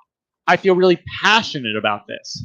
And in a world where you're going to work for a majority of your life, wouldn't you rather do something you enjoy doing than something that is just for money? And so I said, I really know this is a risk, but there really is no better time to take a risk than now. Like, you don't want to regret anything. If I learned anything from running Survivor Maryland, it's that opportunities only come so often. And if you wait to take them, you will miss it. And you never want to leave an experience and go, I wish I did this. I always wish I got to play Survivor Maryland. I don't know how that would have changed my life. I could have played season 4 if I had known about it. I don't know if I would have got cast. I imagine I would have. But, if I had played it and done poorly, would I have ever hosted? What would have happened? Who knows? But I think I didn't want to miss out on another opportunity. So from that, I moved across the country. I moved to LA and started working in reality TV because I loved Survivor Maryland and it meant so much to me. And yeah, whenever I think about my age now and me still working on this, I go, that's a little crazy, Andrews. Shouldn't you move on? But then I just go, this club is so important. It is. It's silly on its head, but it means so much to me, and it is such an important and fun and memorable experience for so many people. It's how I met so many good friends. It's why I feel so comfortable in certain spaces and being a public speaker and in the reality TV space, and why I feel I'm competent with story. It's why I enjoy reality TV so much. I don't know who I'd be without Survivor Maryland, and I don't know what I'd be doing. I don't even know if I'd be happier. It's the hard thing. Like, for all the times that I sit behind this screen and I edit and I hate every fucking minute of this gratuitous work only for it to be met with the criticism of, I thought this was predictable or I didn't like who won. It's the most soul crushing thing in the world. And yet, there's nothing more fulfilling than having this perception of what the game is, putting it into reality, and having other people view and think about it and have opinions and like or dislike it. The reason why I say I don't know if season 9 and season 10 will ever come out instead of I'm not going to do it is because I do care about this a lot. And I wish that perpetually I could be doing Survivor Maryland in whatever world would allow that. But I love this so much that even on the days where I hate it the most and I don't want to spend all my time and energy on something that may not be the perfect thing, I'd still like to be doing it. I still care about it, and it still is fun, even if it is such a monumental piece of time to work on it. Yeah, Survivor Maryland is the penultimate experience of college for me. It's led me on the path I am now. And I am so thankful that it still exists and that it existed in the first place. And, you know, I hope every day that it continues on forever and ever. And the people who do it now love it and care for it as much as I do, as Austin did, as everyone in the future should. It's an incredible experience that I'm so glad more people get to take. And it does mean a lot because it's you know, in Inside Out, they talk about these core memories, whatever. I saw it recently, and I do think Survivor is just like a core part of who I am. Even if it is silly, even if it is just a college Survivor, it is a part of who I am. And I only wish I could go back and change things to make them better. Not that I never did it, not that these seasons never existed, just that they could be better because I just wanted them to be as good as possible, just so they could be good. But I'm forever thankful for every day and every person I got to meet and every moment. And so even if a season is never all stars, even if it's never the most highly rated or most viewed, whatever, I'm still forever thankful that I got to make it, that it exists, and that my passion for it is still clear. Um, and also, there's a bunch of hot guys on it. You know, what else could you want? So yeah, Survivor just means a lot to me. I could talk endlessly about it, and I think if you gave me 20 more minutes, I still would be. But I'll leave it at that. That I love Survivor Maryland, and it's a greatest honor that I was able to do 3 seasons, and there may be more coming. I will never close that door, but you know, a boy's got to relax for a minute before he jumps into another thing, and you know, I can only imagine how people will react to it. But at the end of the day, they're reacting to it. So. Well, that was all very beautiful, Anders. And once again, Greg has just teed us up for a very emotional moment. And I did not cry, but I am like, I mean, it's worth saying that, like, well, forget the season rankings. Like, first of all, with season 8 specifically, you produced something remarkably beautiful. And like, from a personal storytelling standpoint, from a cast standpoint and a Survivor standpoint, like, it's so exciting to see how excited people were about it and have like that core passion about Survivor Maryland and College Survivor that has persisted for so long. And I mean, I won't go on for 20 minutes, but I would just say, like, I do feel like a very proud dad, older brother, whatever, with you. And like, yeah, I mean, asking someone to, or having someone take, I've said this many times, but like having somebody, I never expected to have somebody take on Survivor Maryland. I never expected Survivor Maryland to live past season 1 for the record, and then let alone past All Stars, and you being brave enough to ask to do that when, like, yeah, there was no precedent for when I did Survivor, but there was definitely no precedent for other people like taking it on past someone doing it, and like that took a ton of bravery and courage, and I am brave. so brave. We were just gonna go to the other Pixar movie, Brave and Inside Out, the top 2, the Mount Rushmore. Me mother's a bear. Yeah. But like, you are as defining of a person. If like, you are one of the main reasons that College Survivor did continue and did persist and did spread, and you've certainly been, I think, so impactful and part of the Survivor community, probably way more than I have been since my time doing it. And so you are like a genuine Mount Rushmore icon of the college Survivor community. And like that, not only did you impact so many people at Maryland itself, but continue to like, and it's just, I'm just very proud to see how good of a place the club, the game, the show were in when you kept pushing it, and then also where it is still now, and like all the schools it spread to, just the way that the Survivor Maryland club is still just like incredibly thriving 20 plus seasons in. And for us to be able to do a 10-year reunion last year was nuts. But all of that is thanks to the fact that you did take it on, you did move it forward, and yeah, I'm just very proud of you and everything you accomplished with it, and can't wait to see all the other things, except for Big Brother, because I'm not going to watch that. Whatever. And that's your loss. Have fun on your dying show. I'm kidding. No, I mean, I'm sure I've said this, but I'll say it infinitely times more. Austin, I mean, the things that you have done are incredible. You starting this club is one thing, but allowing me to take it over and helping me through all of it.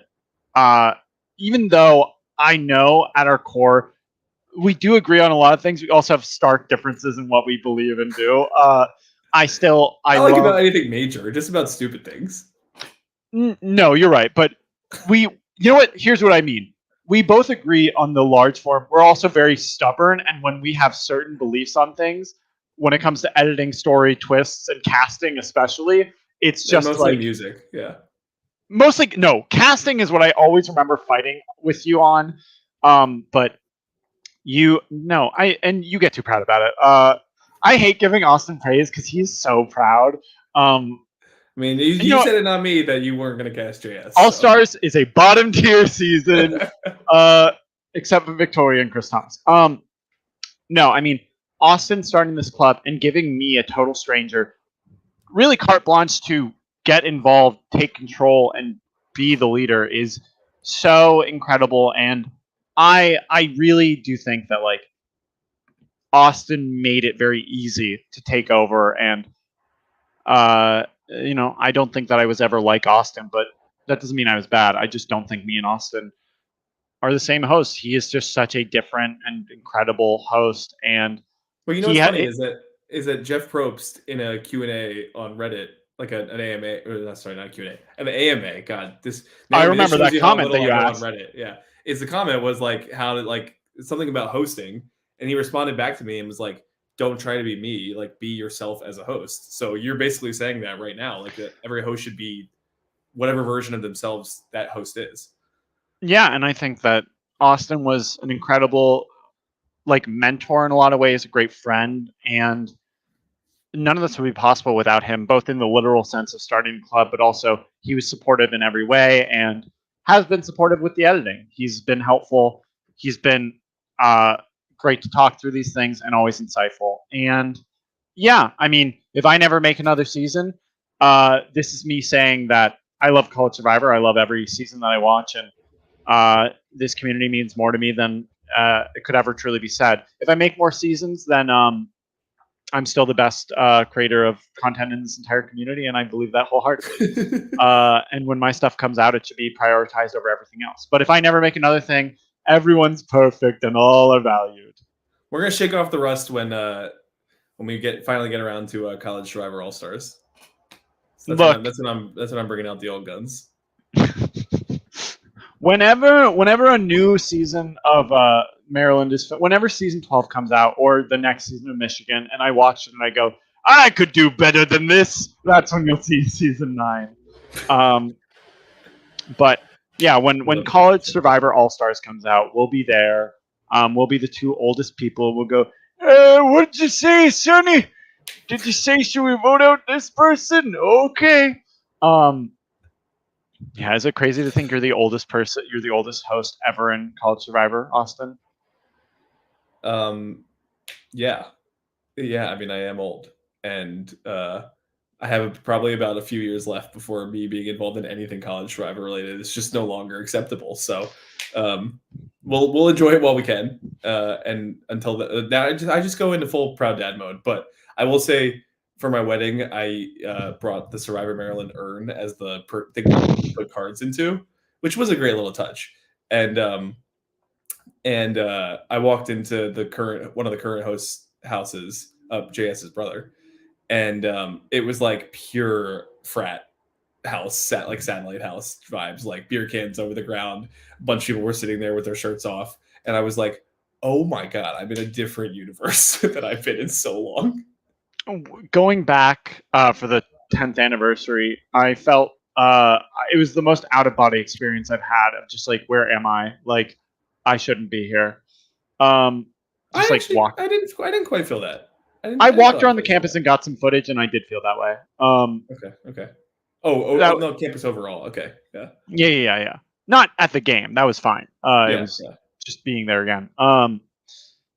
But no, the urn was very cute. Group Survivor. Let's talk about Group Survivor. It's the future of Survivor. That game worked really well. It was a lot of fun. All right. Well, I don't want to hold you forever because you will go to sleep eventually, and we don't want that on camera. Austin, thank you so much for joining me to talk at all. And I'm so glad we were able to find the time that worked for both of us. You in jolly old England, innit?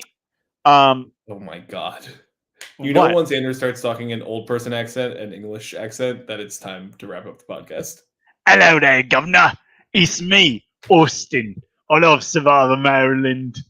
And no, I'm gonna say in my 6 months living in England, I've like the novelty of the accents has more or less worn off, even though I still love them. But there's one word that still gets me, and it's the way they say taco. We're going for tacos. I hope you're not getting a lot of Mexican food in England. There's a couple good spots. It's underrated. I don't know. I saw the Great British Bake Off in their Mexican week, and I was not impressed. Well, thank you so much for joining me regardless. Yeah. Thank you for having me. I love you. I love hearing your opinions. I love getting praise from you. Because in a lot of ways, you are like a father to me. And in a lot of ways, I crave my father respecting me. I'm joking. Well, but no, so glad to have had you. So happy to have done this. And if you're really wondering, how many more times can we have 3-hour after shows with Anders? I'll just do more. Why not? Let's just have it for every episode of Real Survivor. Me or my thoughts on it. But thank you, Austin, for joining me. Thank you, everyone, for watching this. To all the players that we mentioned, you're lovable, you're wonderful, you're incredible. You've made a mark on my life and hopefully others, and you made this game more than just like a club. And to all the ones we didn't mention, you're also important, but you just weren't that memorable. And that's really on you. I don't know what to tell you. You should have played better in college. Anders, depending on what happens with the season, we need more podcasting from you or videos. I nominate for. I want to also give a quick shout out that Aaron was such a great Aaron's show guest the entire season, and I have so many regrets with the fact that I didn't go with like a locked in correspondent for the All Stars after shows, which were just like very quickly formed at the time. But I loved the two of you on it, and I would just like you, if you guys could go back and do like an All Stars rewatch with the two of you, that'd be great. And then also you can then do it in Gen 2 also, and then you can do it for season 12. And like, we just more content from the two of you. You know what? I do need to rewatch All Stars. And I probably will. You know what? Me and Aaron will live text it, and we'll see. Should we do an after show? But again, all the fans, thank you so much for watching. All the haters, thank you so much for watching. Dislikes aren't seen anymore. You just go into all my haters and listen here, all my haters. Look, dislikes aren't shown anymore, so you can watch and dislike. Still counts as a watch, baby. That's another view for me. Another win. But love this community. I'm wrapping it up. Okay. Can I riff? Okay. Thank you, Evan. Welcome, Evan. You know what I was thinking about when we were talking about Mount Rushmore? The Gleek comment. I still think about it sometimes. And yes, the true testament to all time is not, in fact, Survivor Maryland. It's Total Pokemon Island. The series I made in 7th grade that will have more views combined than any of my Survivor stuff, any of Austin's Survivor stuff. It just goes to show you, you're never better than a 7th grader with PowerPoint and Pokemon. Never. Yeah, if you guys love Survivor Maryland, watch So Total really Pokemon inspiring. Island by Nikki Nor 2. It's really good. It's really We professionally love Nikki made. Nor too. That's the stream you should have used for your things. Forget Gen 1. And you know what? It would have gotten more views. But unfortunately, I didn't think of that. Hey guys, new channel, Nikki Nor 2 to watch Survivor Maryland. All right, we have 40 seconds left before we hit the 3-hour mark. All right. Well, thank you all so much. Love you, love you, love you. If you have Love you more guys. questions, Been great too to see you. bad. We'll never answer it. All right. Good night. Good night. Bye, Durs.